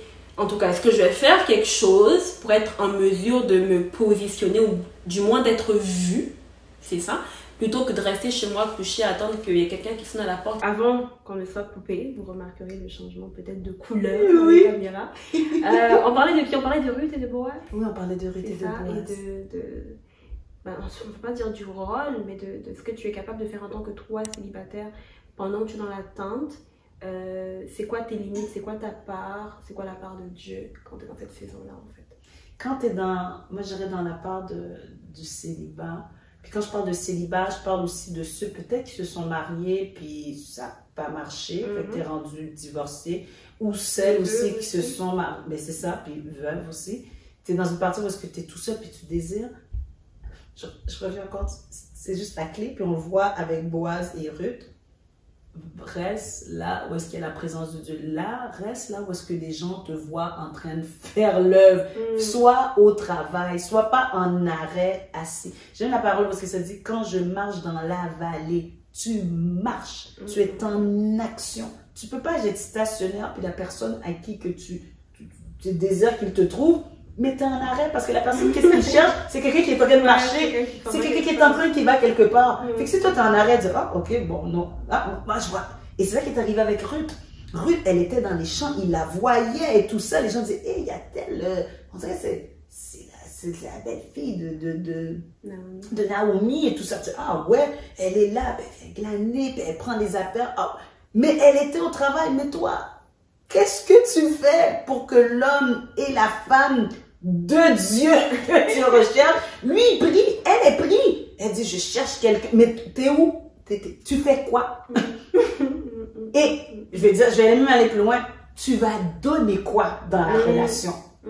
Qu'est-ce que tu vas donner dans la relation? Parce que si tu ne donnes rien, ben c'est pas pour rien que la personne dit, ben elle fait rien. Ça doit sûrement pas être elle, parce que moi j'ai prié pour que ça soit quelqu'un qui soit avec elle. Elle fait rien, ou bien lui il fait rien. Tu passes à côté, mais en fait pas c'est toi. Mais c'est parce que toi t'es là, les bras croisés, puis tu dis, nulle part dans la parole de Dieu où est-ce que tu vois qu'il y a des gens qui sont assis comme ça. Ils sont tous en train de travailler, ils sont tous en train de marcher, de fonctionner. Dans la parole de Dieu, jamais tu marches sur l'eau. Quand je marche dans la vallée de l'ombre, il y a toujours une question de marche, de mouvement avec Dieu. C'est jamais stationnaire. L'ennemi veut t'emmener stationnaire. La difficulté veut te dire t'asseoir. Les défis, les attaques spirituelles veulent te dire d'arrêter. Mais avec Dieu, continue. Continue ta marche. Avance. Et dans ta marche, la grâce de Dieu te suffit. Dans ta marche, Dieu te renforce. Dans ta marche, là, c'est lorsque je suis faible, Seigneur Dieu, tu me renforces. Dans ta marche, c'est là que tu reçois des forces neuves. Tu reçois même ton intelligence. Il est développé, il est changé parce que tu es dans la marche. Et je crois que c'est ça, en tant que célibataire, marche. Continue à marcher, tu ne vois pas, mais tu crois, tu places ta confiance en Dieu parce que tu veux que la personne qui te trouve, ben, il te trouve dans la présence de Dieu. C'est ça. C'est ça. Il te trouve dans la présence de Dieu. Parce que s'il ne te trouve pas dans la présence de Dieu, ben, il va dire, c'est peut-être pas toi, parce que moi, je suis en train de prier. Moi, j'attends quelqu'un qui est là-bas. Toi, t'es ici. Toi, t'es ici.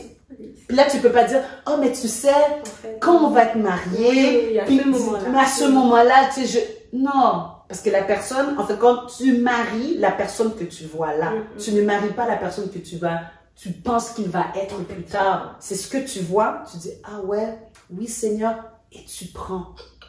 Et après, plus tard, mais pour le moment, quand tu rentres en relation avec quelqu'un, tu prends ce que tu vois. Alors, il faut faire attention, même quand tu rentres dans une relation avec quelqu'un, puis tu dis pas, il est comme ça, ou elle est comme ça, mais... Demain. Oh! On se comprend, toi et moi. Ça marche pas comme ça. On n'est pas appelé à changer les gens. Alors, c'est la personne que tu vois, c'est la personne que tu prends, c'est la personne avec qui que tu continues le chemin. Là, vous allez grandir, mais en ce moment, c'est ça que tu vois. C'est comme une pomme. Tu sais, des fois, il y a des pommes, il y en a les deux. Mais tu choisis la pomme. Celle-là, elle est rouge, celle-là, comme un petit peu ceci, mais tu as choisi celle-là. Celle-là, c'est vrai que tu as croqué. C'est là que tu rentres à la maison. Tu vas pas à l'épicerie et puis quand tu arrives à la maison, tout ton sac a changé. Non, c'est ce que tu es passé à la caisse, c'est ça que tu ramènes. Ça t'a payé. C'est ça. C'est ça que tu ramènes à la maison. Ouais. Donc, en fait, ça nous a donc ramené en fait aux obstacles dont on a déjà discuté. Oui. Et je pense que tu voulais nous reparler en fait donc de comment faire tomber les obstacles. Tu as déjà parlé de la prière, de confesser son péché, mais je pense que tu avais plus pour nous. Oui. Moi, j'aimerais ça aussi rajouter, parce que j'en ai parlé avec Samantha, je dis, oh, Samantha, si on pourra en reparler à vous tous. Connaître, admettre, je veux dire, et reconnaître notre peur. Des fois, on ne l'admet pas. Reconnaître et admettre notre peur. En parler pour guérir. Connaître qui on est maintenant et non pas se définir par notre passé. Et prendre aussi des dispositions pour changer. J'aime beaucoup la dernière chose que tu es en train de dire parce que je parlais à une abonnée qui m'expliquait que elle passe son temps à retomber dans le péché avec son ex. Qu'elle a du mal à briser cette relation-là. Je lui disais, mais qu'est-ce que tu as fait? Elle me dit, oui, mais je prie. Je lui dis, ok, tu pries, c'est très bien. Tu as vu ma façon. Mais qu'est-ce que tu as fait? Ce mec, tu me le bloques. Est-ce que... Elle me dit, oui, non, mais je vais encore l'aider pour son devoir. Mais tu l'aides pourquoi? Tu sais que c'est pas où Dieu veut que tu sois. Il n'est pas chrétien. Tu sais qu'il te ramène dans le péché. Pourquoi tu es encore en train de me trouver des excuses et de te retrouver dans cet espace clos où tu sais que tu aurais une relation sexuelle? Donc, qu'est-ce que toi tu apportes en fait? Quelle est ta contribution dans ce que tu dis à Dieu? Dieu fait, Dieu fait, Dieu fait, Dieu fait. Pour arrêter. Exactement. Parce que Dieu te dit, Dieu te l'a dit non. Même quand tu pries, il te dit non. Mais là, il ne peut pas juste te prendre comme Élie, là. Ah, on t'emmène dans un et désert. On te téléporte quelque part. Non, on n'est pas dans Star Trek. On est dans le monde réel et Dieu veut aussi de notre propre volonté.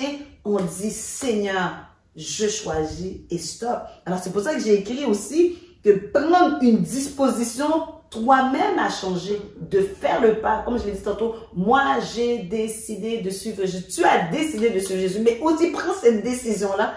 Comme que ce soit visible, c'est ça. Le choix que tu as fait, ben, qu'on le voit en fait dans les actions que tu es en train de poser en fait. Oui. Et comment aussi dans le niveau de célibat aussi, je pourrais ajouter, croire que Dieu a le meilleur pour vous. Parce que ça, c'est vraiment très important parce que des fois, c'est difficile parce que tu regardes avec tes yeux. On en a parlé pendant tout le long de l'épisode là. Et dans ta conception, toi, ce n'est pas ça le bonheur. Ce n'est pas ça ton meilleur. Ce n'est pas ça ce à quoi tu t'imaginais. Ce n'est pas ça que tu as vu sur Instagram. C'est pas ça, c'est pas ça, c'est pas ça, c'est pas ça. Donc, ça prend vraiment de faire confiance à Dieu et de croire réellement qu'il veut ton bien en fait. Lorsqu'il dit qu'il a des projets de bonheur, c'est ça le projet de bonheur. C'est exact. Donc, il va falloir que tu t'y rendes. Parce que tu ne sauras pas que c'est vraiment le bonheur jusqu'à ce que tu lui aies fait confiance. Tu t'es soumise, tu t'es abandonnée, tu t'es dit, ok Seigneur, c'est quoi le bonheur en question dont tu me parles en fait. Donc, ouais, c'est ça. Ouais. Puis, c'est tellement fort ce que tu dis. Et quand j'avais écrit cette partie-là, croire que Dieu a le meilleur pour nous, je reviens avec Pierre qui a marché sur l'eau. Tant qu'il n'a pas marché sur l'eau et qu'il n'a pas obéi à quand il dit, viens, il n'aurait jamais expérimenté marcher sur l'eau. Parce que la seule personne qui a marché sur l'eau, c'était Jésus. Et là, maintenant, on peut dire, il y a Pierre. Il y a Pierre qui a marché sur l'eau. Mais des fois, dans notre vie, dans les relations, parce que le Seigneur dit, viens marcher sur l'eau. Là, tu dis sur l'eau, je ne suis pas habituée, je ne sais pas, je sens que je vais couler. Fais-moi confiance. Viens marcher sur l'eau. Ça demande du renoncement. Ça demande du renoncement. T'as pas de corde là qui va te tenir, tu peux pas là, être comme ça, tenir le bateau, puis là, tu vas venir vers Jésus. Il dit non, fais-moi confiance. Et c'est ça que je vais écrire, croire que Dieu a le meilleur pour toi. Et des fois, le meilleur de Dieu n'est pas le meilleur de ce que tu vois dans tes yeux. Mais si tu lui fais confiance, ben justement, tu vas y plonger, puis tu vas y arriver. Tu vas connaître ce meilleur, okay. J'avais donné nos blessures, le rejet, trahison, abus. Puis que si le diable nous rappelle cela, tout simplement lui dire c'est déjà réglé. Oui, dans le passé, j'étais comme ça, mais maintenant, j'avance. Maintenant, je suis avec Christ. Maintenant, oui, tu peux me dire ça. I remember. Oui, je me rappelle de ce temps. Mais là, maintenant, aujourd'hui, je suis plus rendue là. Je ne peux pas revenir dans ton passé. Bannir la crainte par la foi. Bannir la crainte par la confiance en Dieu. Et pour terminer, quelque chose qui va vraiment vous aider pour vaincre puis les obstacles et tout ça, je vous emmène dans Job. Chapitre 3, verset 25, qui dit « Arrêtez de prévoir le pire dans vos relations. » Il est dit « Ce que je crains, c'est ce qui m'arrive. Ce que je redoute, c'est ce qui m'atteint. » Qu'est-ce que tu pourrais rajouter là? Il n'y a rien. Il n'y a rien. C'est l'idée vraiment de... en fait, d'être là et d'attendre à ce que, voilà... Parce que tu ne voulais pas te rentrer dans cette relation-là, parce que tu avais tes propres peurs, tu avais tes propres insécurités. Dieu t'a dit, va. Oui, tu es allé, tu as obéi à Dieu, tu es allé, mais tu n'es pas allé avec tout ton toi. Tu es allé en te disant, ouais, ça sera un rejet. Tu es allé en te disant, ouais, non, ma famille ne sera pas contente. Tu es allé en te disant, ah ouais, je savais qu'effectivement, il n'était pas le bon, il vient d'échouer un de ses cours, il n'aura pas fini son bac au moment auquel il était supposé le finir. Tu n'es pas allé avec tout ton cœur, tu n'as pas obéi à Dieu. Vraiment en te donnant trop et en faisant confiance, mais c'était vraiment comme, ok, si je fais ça, je vais me lâcher les baskets. Comme Jonas, il va me vomir, je vais sortir du ventre du poisson, et il va me ficher la paix en fait. Tu n'es pas allé en te disant, ok, oui Seigneur, je te fais confiance et je me donne vraiment dans cette relation et je vais voir où est-ce que tu veux l'emmener en fait. Tu es allé en te disant, non, je vais attendre que ça foire, je vais attendre de montrer à Dieu comment j'avais raison, il ne me connaît pas assez, moi je me connais mieux, etc. Donc ouais, tout ce que je pourrais rajouter. Parce que tu as tellement raison, tu sais, il faut qu'on dise, on connaît Dieu, on dit Seigneur, je le connais, puis je lui fais confiance, mais quand il arrive à un certain moment, on dit, ah, cette partie-là, on dit, non Seigneur, je connais mieux que toi, et c'est là qu'on tombe dans l'erreur. On ne peut pas juste donner des choses, oui, Dieu peut avoir tel domaine, puis dans certains domaines, on dit, non Seigneur, c'est moi qui gère. Non, si on lui fait vraiment confiance totalement, on lui fait totalement, on lui prend tout. Puis dans le Job, parce que j'ai dit, ce que je crains, c'est ce qui m'arrive et ce que je redoute, c'est ce qui m'atteint. C'est que des fois, excuse-moi de dire le mot comme ça, on sabote déjà, des fois, la relation même avant qu'elle commence à faire un peu de prémisse parce que On se met déjà, oh non, mais il est comme ça. Oh, mais juste de la manière comment il m'a parlé, ah, ça veut dire ça, c'est un gars là qui est vraiment, qui a de l'autorité en moi. Il n'y a pas d'affaire que je vais me laisser contrôler par un homme. Oh non, non, ok, ça fait un scénario qui se passe dans ta tête. Tu fais Job 3. Tu fais Job 3, verset 25. Va vers le frère, va vers la sœur. Et je me sens de parler quelque chose. Pourquoi pour que tes peurs, pour que tes craintes, et non pas que tu... Sinon, carrément, tu sabotes. Enfin, non, tu n'as même pas me dire, Seigneur, en tout cas, tu m'as montré. Non, non, c'est moi, je t'ai rien montré.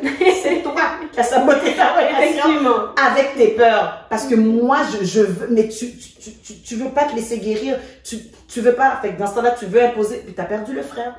Tu as perdu la sœur.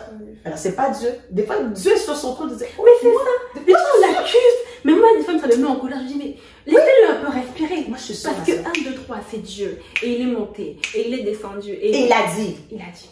Moi, je suis sûre que Dieu, comme toi et moi, là, on est assis, c'est là, puis des fois, il est là, il entend. C'est ça, mais moi. Il dit, oh, moi? Mais non. Non. J'étais pas au courant. Ok. Qu'est-ce qui vient de se passer? Non, moi, j'ai placé tout pour toi, mais t'avais juste à aller. Et puis là, tu dis que c'est moi. Bon, regarde, je t'aime quand même. Je vais essayer de changer une autre atmosphère, un autre niveau pour toi, mais bon, ok. Et Père, écoute, ça n'a pas marché pour un tel. Bon, écoute, qu'est-ce qu'on fait? Bon, ok. Et Saint-Esprit, alors, ok, papa. Mais au fond, c'est toi? C'est ça. Ouais, c'est ça. Donc, on est pratiquement à la fin. Je voulais juste m'adresser un peu aux femmes plus âgées, parce que je sais que plus l'âge avance, plus le célibat devient difficile. D'un côté, déjà parce que tu as la pression de la société. Et de la famille, des fois. Oui, hein, parce que j'en parlais à une justement aussi qui me disait que sa mère ne la lâche pas. Et le pire, c'est qu'elle n'a même pas 25 ans. Donc, je ne sais pas pourquoi sa mère est autant sur son dos. Donc, elle-même n'est pas tant dérangée par son célibat, mais c'est le fait vraiment d'avoir cette pression. J'en connais une autre d'ailleurs qui pensait témoigner, j'espère qu'elle le fera pour mon site Veille sur ton cœur. Et son histoire est intéressante et ça fait souvent peur d'entendre ce genre. En fait, c'est le genre d'histoire que quand tu entends, tu dis Seigneur, j'espère qu'au nom de Jésus, ce n'est pas la mienne. Donc, elle a donné sa vie à Dieu à l'adolescence. Et elle a déclaré à sa famille qu'elle était chrétienne et que oui, Dieu lui avait promis un mari. Elle a plus de 40 ans aujourd'hui, Nadine. Ça fait plus de 30 ans qu'elle attend ce mari. Alors, c'est une oppression terrible dans sa famille. Sa mère ne comprend pas, elle est vierge encore.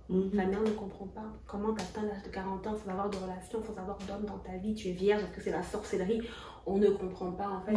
Donc, ça devient doublement difficile déjà quand tu passes l'âge. Et quand tu passes l'âge, je ne sais même pas quelle âge en question il s'agit. C'est ça. Quand tu passes l'âge et que tu as l'impression que toi, tu t'es gardé pour Dieu, toi, tu as attendu et la société qui est en train de te dire, écoute, non, tu as dépassé ton moment. Il y a de moins en moins de chances qu'un homme soit intéressé par une femme de 40 ans par rapport à une femme de 25 ans, c'est là le choix entre les deux. Donc ouais, c'est ça, c'est très de s'adresser donc aux personnes qui jugent que ouais, le temps est dépassé ou que le temps réduit en fait ou minimise leurs chances de réussir à se marier ou fait que Dieu aura plus de difficultés à les emmener dans ce projet de mariage-là, en fait. Oui, et c'est un... J'essaie de voir comment dire en français, je dis en anglais, c'est un issue qui est très actuel toujours. Moi, j'en ai de mes collègues, là, de mes amis, qui effectivement, ils ont un certain âge, puis elles ne sont pas en relation, non pas parce qu'elles ne veulent pas, c'est juste, ça n'a pas donné. Moi, ce que je dirais par rapport à vous tous qui sont célibataires, puis vous passez par une genre de pression comme ça qui vient sur vos épaules, soit famille, extérieure et tout, ça va cliché ce que je vais dire, mais je vais aller en profondeur. Mais je vais juste le dire, après je vais en profondeur. Dieu... Pour lui, le temps, les saisons, l'âge, il est illimité par rapport à ça. Je me rappelle de Sinache, il y a dernièrement, qui a eu son bébé vraiment de façon vraiment, on peut dire tardivement, bon pour un âge. Pour nous, c'est pas vraiment tardif, mais pour la société, ce l'est. Mais elle a eu son bébé. Je connais une autre femme aussi, que je connais qui a, je pense, 45, dépassée, jamais mariée, vierge. Puis elle s'est mariée, je pense, 47 ans et tout ça. Elle a trouvé son conjoint. Ils se sont trouvés. J'aime ça comme on dit, elle a trouvé son conjoint. Moi, j'aime ça dire, ils se sont trouvés. Parce que, écoute, c'est pas juste elle, là, il y a lui aussi. Ils se sont trouvés. Mais pour celles qui sont là, la clé, le fait que tu gardes ton cœur intègre, que tu dis non, je ne vais pas aller dans la fornication, non, je ne vais pas aller dans la sexualité, je vais me fier à ce que la parole de Dieu dit. Si c'est ça qui m'arrive pour le reste de ma vie, et moi je vais rester là, mais je ne vais pas déroger et désobéir littéralement à la parole de Dieu. Fait que c'est une question de cœur. Est-ce que ça fait mal? Oui. Est-ce que c'est difficile? Ben oui, certainement, vous n'avez pas le don de célibat. Mais là, tu fais quoi avec ton don de célibat? Est-ce que tu dis, bon, comme ça n'arrive pas trop vite, je vais aller prendre le premier venu, puis au moins les gens... Ça dépend vraiment, ça revient encore dans le niveau du cœur. Mais je vais encourager aussi les gens en disant qu'il y a des hommes, moi je connais aussi des hommes. Je vais dire, frère, sors, parce qu'il y a des sœurs qui cherchent. Il y a des hommes aussi qui se sont gardés purs. Des fois on les voit, on pense que, ils se sont aussi gardés purs. Puis eux autres aussi, ils ont la crainte. Ils ont aussi un certain âge.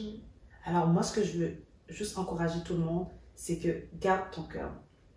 Ça paraît comme, ben là, mais je garde déjà là mon cœur, là, Nadine, qu'est-ce que tu veux que je dise encore davantage là? Ça fait 20 ans, j'ai 45 ans, je garde encore mon cœur. Oui, mais c'est ça. Le fait que tu es enfant de Dieu, c'est ça que tu dois faire. Parce que si tu sors de là, fait que tu fais ta propre volonté. Est-ce qu'il y en a qui l'ont fait? Mais oui, moi j'en connais qui l'ont fait. Mais non, mais ça dépend toujours, toi, ça revient encore toujours ton choix, ta décision. Mais est-ce que dans 45 ans, dans 46 ans, à l'âge où est-ce que tu as 30 ou quoi que ce soit, tu peux trouver ton conjoint? Mais oui, tu peux le trouver. Mais ça revient un peu avec toute la conversation qu'on analysera toute depuis qu'on se parle, depuis qu'on a commencé cette émission. Tout revient à où tu es disposé, où tu es, où est-ce que ton conjoint est capable de te trouver et l'appel qui se retrouve sur ta vie. Est-ce que, là où est-ce qu'il y a l'appel sur ta vie, est-ce que Dieu, dans le moment où est-ce que ce conjoint-là va arriver, est-ce que tu vas être là? Et là même, que même si ce conjoint-là va être là, est-ce que toi, tu vas être capable de le reconnaître? Parce que la personne peut être là, puis tu ne le reconnais pas. Moi, mon église, mon mari a toujours été à Gospel. Je ne l'ai jamais reconnu. Au contraire, la première fois que je l'ai vu, j'ai dit, t'es nouveau? Puis là, j'ai comme, Nadine, là, arrête là, il est là depuis. Je dis, moi, c'est la première fois que je le voyais. Mais quand je l'ai vu, il ne me disait rien. Et c'est ça que je vais emmener pour les célibataires. Je sais que c'est pas évident, je sais que c'est pas facile. Il y a l'âge, vous désirez avoir des enfants, vous désirez avoir quelqu'un qui vous aime, qui vous chérit. Mais dans cette même optique-là que oui, il y a tout ce désir-là, Dieu le voit aussi, fait de l'éternel tes délices à ce que ton cœur désire. Mais n'oubliez pas aussi la tactique de l'ennemi, c'est aussi de vous retirer de la présence de Dieu. Pour dire, regarde, fais ta volonté, laisse tomber de la volonté de Dieu. Tu vois, ça sert à rien. Pourquoi moi je suis mariée, puis Samantha on est mariés, et puis il y en a d'autres qui le désirent, puis ils ne le sont pas. C'est pas que Dieu fait du favoritisme. Je vais vraiment dire ce niveau-là, Dieu fait du favoritisme. Oui, mais Dieu répond plus de prières à Samantha que prend. Non, c'est pas une question que Dieu répond à toutes les prières. À quiconque qui s'approche de lui, Dieu parle, il écoute et il répond. La seule différence, c'est qu'on n'a pas le même parcours. C'est pour ça que je dis toujours, c'est votre cœur. Et c'est là où est-ce que Dieu va pouvoir te mettre ta paix. Mais si toi, tu décides de sortir du cadre de Dieu pour aller chercher ta propre bénédiction, ta propre promesse, écoute, ça c'est ton choix à toi. Mais nous, puis je pense que l'émission aussi de Samantha, c'est fais confiance à Dieu dans n'importe quel chemin que tu peux parcourir. Vaut mieux être dans un mariage tardif ou dans une relation tardive et tu es épanoui, que d'en être un petit peu plus précoce et tu vis la galère. Enfer sur terre, vraiment. Tu vis la galère parce que tu voulais avoir tout de suite un enfant, oui, mais tu as l'enfant, mais tu n'as pas le conjoint. Ou le conjoint, tu veux un enfant, mais tu n'as pas la conjointe. Fait que tu sors avec toutes sortes de difficultés. Un homme, une femme qui n'est pas tout à Dieu, mais au fond, parce que à cause de la société, à cause de la famille, à cause de la pression, tu as été, mais mon Dieu, que c'est déchirant. Combien de femmes et d'hommes qui nous rencontrent, mon mari et moi, qui disent, j'aurais pas dû me marier. Mais je l'ai fait. Mais tout le monde nous voit, ils disent qu'on est beau, mais au fond, c'est la mort. On ne se parle pas. Fait que oui, on idéalise le niveau du mariage, mais mon Dieu, il y a tout un engagement, il y a toute une responsabilité, il y a un don de soi, une fidélité, de l'amour. Oh mon Dieu, il y a plein de choses qui s'engagent là-dedans. Fait que nous, on regarde juste que c'est beau. Non, il y a plus que ça. La relation sexuelle, des fois, les premières fois, c'est pas toujours évident, même des fois, même après. Il y a plein de choses qui arrivent dans le mariage. Nous, on voit juste le beau côté. Et c'est plus que ça. Et je ne veux pas dire que vous qui nous écoutez, vous n'allez pas être capable de le faire. Non, c'est pas ça que j'essaie de dire. Je dis simplement pour Samantha et moi, on a attendu. On a attendu, on a eu des parcours toutes les deux différents, mais on a attendu, puis je veux croire, et on croit, elle et moi, que la solution, elle vient toujours de Dieu. Dieu a la meilleure part pour toi, comme il a la meilleure part pour nous, que ce soit célibataire ou que tu sois dans le mariage. Alors, pour celles qui ont le don du célibat, puis ça ne dit absolument rien, ben ok, ben super. Mais pour celles que c'est pas ton don de célibat, moi je te mets Matthieu 6, 33 qui dit « Cherchez premièrement le royaume et la justice de Dieu, et toutes ces choses vous seront données par-dessus. » Toutes les choses. Et comme j'avais dit, Psaume 37, 4, « Fais de l'Éternel tes délices, et il te donnera ce que ton cœur désire. » Et laisse-toi diriger par Dieu. Même si tu pleures, tu es dans ton oreiller, là, tu es comme, mais Seigneur, pourquoi? Vaut mieux que tu dis ça au Seigneur, mais à la place que tu tombes dans les mains de l'ennemi, que tu tombes dans les mains d'un homme ou d'une femme qui vient, en fin de compte, te détruire dans toute ta personnalité et dans toute ta crédibilité. Puis après, là, tu reviens brisé, tu reviens meurtri. Alors moi, c'est ça que j'encouragerais vraiment aux célibataires. On est consciente que c'est pas évident. Moi, j'en ai dans ma famille. Elles attendent encore, ok? Elles attendent. Elles attendent. Moi, c'est doublement difficile lorsque tu as des contraintes. Parce que j'en connais, j'ai 2 ou 3 enfants, des fois 2 ou 3 enfants de pères différents. Donc, ça devient encore plus difficile d'attendre, de croire, en fait, d'attendre avec l'espérance. Et puis, tu parlais de ça, de ce que l'ennemi veut faire. Et c'est aussi quelque chose que l'ennemi sait qu'il peut te prendre ton espérance. Parce qu'il sait que s'il t'enlève ça, mais c'est bon. Dieu, tu le quittes à demain ou après-demain parce qu'il n'est pas capable de faire quelque chose pour toi parce que ton espérance en lui n'a pas été rien faire pour toi. Donc, tu vas faire toi-même. Et quelque chose que l'ennemi ne peut pas nous retirer, que le Seigneur nous donne, quand Dieu te donne sa paix, Samantha, on peut te dire ce que tu veux. C'est ça. Mais tu sens la paix. Fait que ce soit la pression familiale, la pression, je ne sais pas, sociale. Tu sais quoi, Seigneur, je ne vais pas me détourner de ta présence, je ne vais pas me détourner de ta parole. Oui, ça fait mal. Vous, on est en train de rire de moi, on est en train de me rabaisser, on est en train de me juger. On va dire, puis qu'est-ce qu'elle se prend, elle sert Dieu. Elle ne voit pas que son Dieu ne lui fait rien, elle prie Dieu, puis regarde, elle n'a pas d'homme dans sa vie.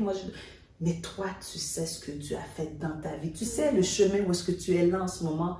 Ne laisse pas la pression démoniaque, la pression d'autrui, te retirer de la présence de Dieu et des promesses que Dieu a pour ta vie. Le mariage n'est pas, c'est pas comment je disais, une vocation. Parce que franchement, tu arrives au set, je me suis mariée, ouais, j'ai des étoiles. Non, c'est pas ça le mariage. On l'a expliqué durant tout le long, c'est quoi le mariage. Tu vas aller au ciel si tu es marié ou tu n'es pas marié, là, c'est pas ça, là, c'est pas un prérequis pour aller au ciel. Mais nous comprenons le désir de ton cœur. Mais on veut juste te dire que nous, on le comprend, mais Dieu encore le comprend encore davantage. Alors, il va te protéger, il va te garder. Alors, c'est lui, il faut vraiment que tu vénères. C'est ça. Et voilà, écoute, après ça, qu'est-ce qu'il y a ajouté? Je pense que... On a presque tout dit. Tu as tout dit, tu as dit l'essentiel, en fait. On veut dire qu'il y a vraiment quelque chose qu'il faut retenir de tout ce qu'on a dit. Mais elle a répété encore et encore, c'est de rester dans la présence de Dieu. C'est la clé. C'est là où tu dois être, c'est là où tu veux être, c'est là où tu dois être trouvé en fait. C'est là où toi-même tu dois vouloir trouver la personne. Non, ça c'est clair. C'est la base, c'est là où effectivement tu dois vouloir regarder. Ne regarde pas ailleurs que dans cet espace-là de la présence de Dieu. Puis si tu pleures, tu as des angoisses, tu sens que tu risques de passer de l'autre bord. Mais entoure-toi de femmes, entoure-toi d'hommes, entoure-toi de personnes. Dis, je sens que je vais craquer cette semaine, ça va pas. J'ai une amie, justement, c'est ça qu'elle a fait. Elle dit, Nadine, j'ai besoin de te parler. Puis je lui dis, ok, je m'attendais vraiment pas. Puis quand elle m'a dit ça, j'ai dit, super que tu m'as appelé pour ça. Elle a dit, Nadine, c'était là, ça m'oppressait pendant des semaines. Et puis j'avais besoin de parler. Mais si tu te sens oppressé par rapport à ça, c'est normal. C'est comme t'inquiète, parle à un frère, parle à une soeur. Puis là, je dis, ok, Seigneur, je me remets ma lignée et ma confiance et mon espérance, Seigneur Dieu, en toi. Mais reste pas isolé, parce que quand on est isolé, c'est là. Il descend avec toute sa force, toute son... ils rentrent dans les pensées, ils rentrent dans les... Oh, ça c'est pas possible. Alors moi, je vous encourage, les célibataires. Même aussi les pulsions sexuelles. Ça veut dire des pulsions, quoi que ce soit, puis vous trouvez ça difficile, ben c'est la même chose. Le célibataire tombé. Voilà. Ça va. Un mari, on achètera. C'est ça. C'était le plan. C'était le plan, hein, c'est ça. Non, mais les pulsions sexuelles, les tentations et tout ça, allez chercher de l'aide. Pensez pas que, oh, je vais être capable de le faire par moi-même.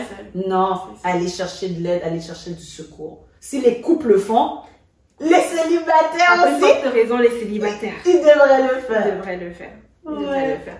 Donc, je pense que c'est ça. On a fait le tour. Ça a vraiment été, pour moi, une vidéo essentielle. Là. Donc, pour commencer, comme je disais, ce voyage dans lequel on embarque, pour se poser les bonnes questions, les vraies questions, pour remettre les choses dans l'ordre, pour remettre les pendules à l'heure, comme on dit, de se dire, ok, je suis là, je suis célibataire, je sais peut-être pas quand est-ce que ça vient, peut-être que j'ai jamais reçu de parole, le désir est là, je vais croire au Dieu qui est capable de combler ce désir-là, et je vais l'attendre fidèlement, je vais l'attendre patiemment, je vais l'attendre en faisant ce qui m'a appelé à faire, et ce que je sais que je dois faire dans cette saison-ci. Oui. Donc c'était ça, merci Nadine. Mais ça fait plaisir, puis j'aimerais ça vraiment vous encourager aussi que le Saint-Esprit est là. Le Saint-Esprit est là, puis quand on est le don du célibat, en grec ça dit comme charisma, fait que c'est vraiment quelque chose qui est surnaturel, mais le surnaturel, ben, tu peux le faire par toi-même, c'est le Saint-Esprit qui vient combler ça. Puis je veux vraiment encourager chacun d'entre vous que le Saint-Esprit vous accompagne. Là où est-ce que tu te sens faible, ben justement le charisme, le surnaturel de Dieu va être là pour te porter jusqu'à temps que tu arrives à bon port. Exactement. Okay. Donc, je vais vous mettre, si vous voulez voir plus de Nadine, et vous voulez probablement voir plus de Nadine, je vais vous mettre des liens dans la barre de description. Vous aurez déjà d'abord le lien donc, pour ses réseaux sociaux, également le lien pour sa dernière composition et le lien de son passage sur Parole de Femme. Est-ce que tu avais parlé de Marianne aussi, Oui, c'est ça, oui, les célibataires, tout ça. Voilà, donc ça fera encore plus de ressources pour vous. Okay. Donc, elle est là pour prendre soin des célibataires et on bénit Dieu pour ce ministère-là. Amen. Amen. Donc, c'est ça. Abonnez-vous à la chaîne. Je ne l'ai pas dit au début, mais c'est pas grave. Abonnez-vous. Voilà, vous savez quoi faire.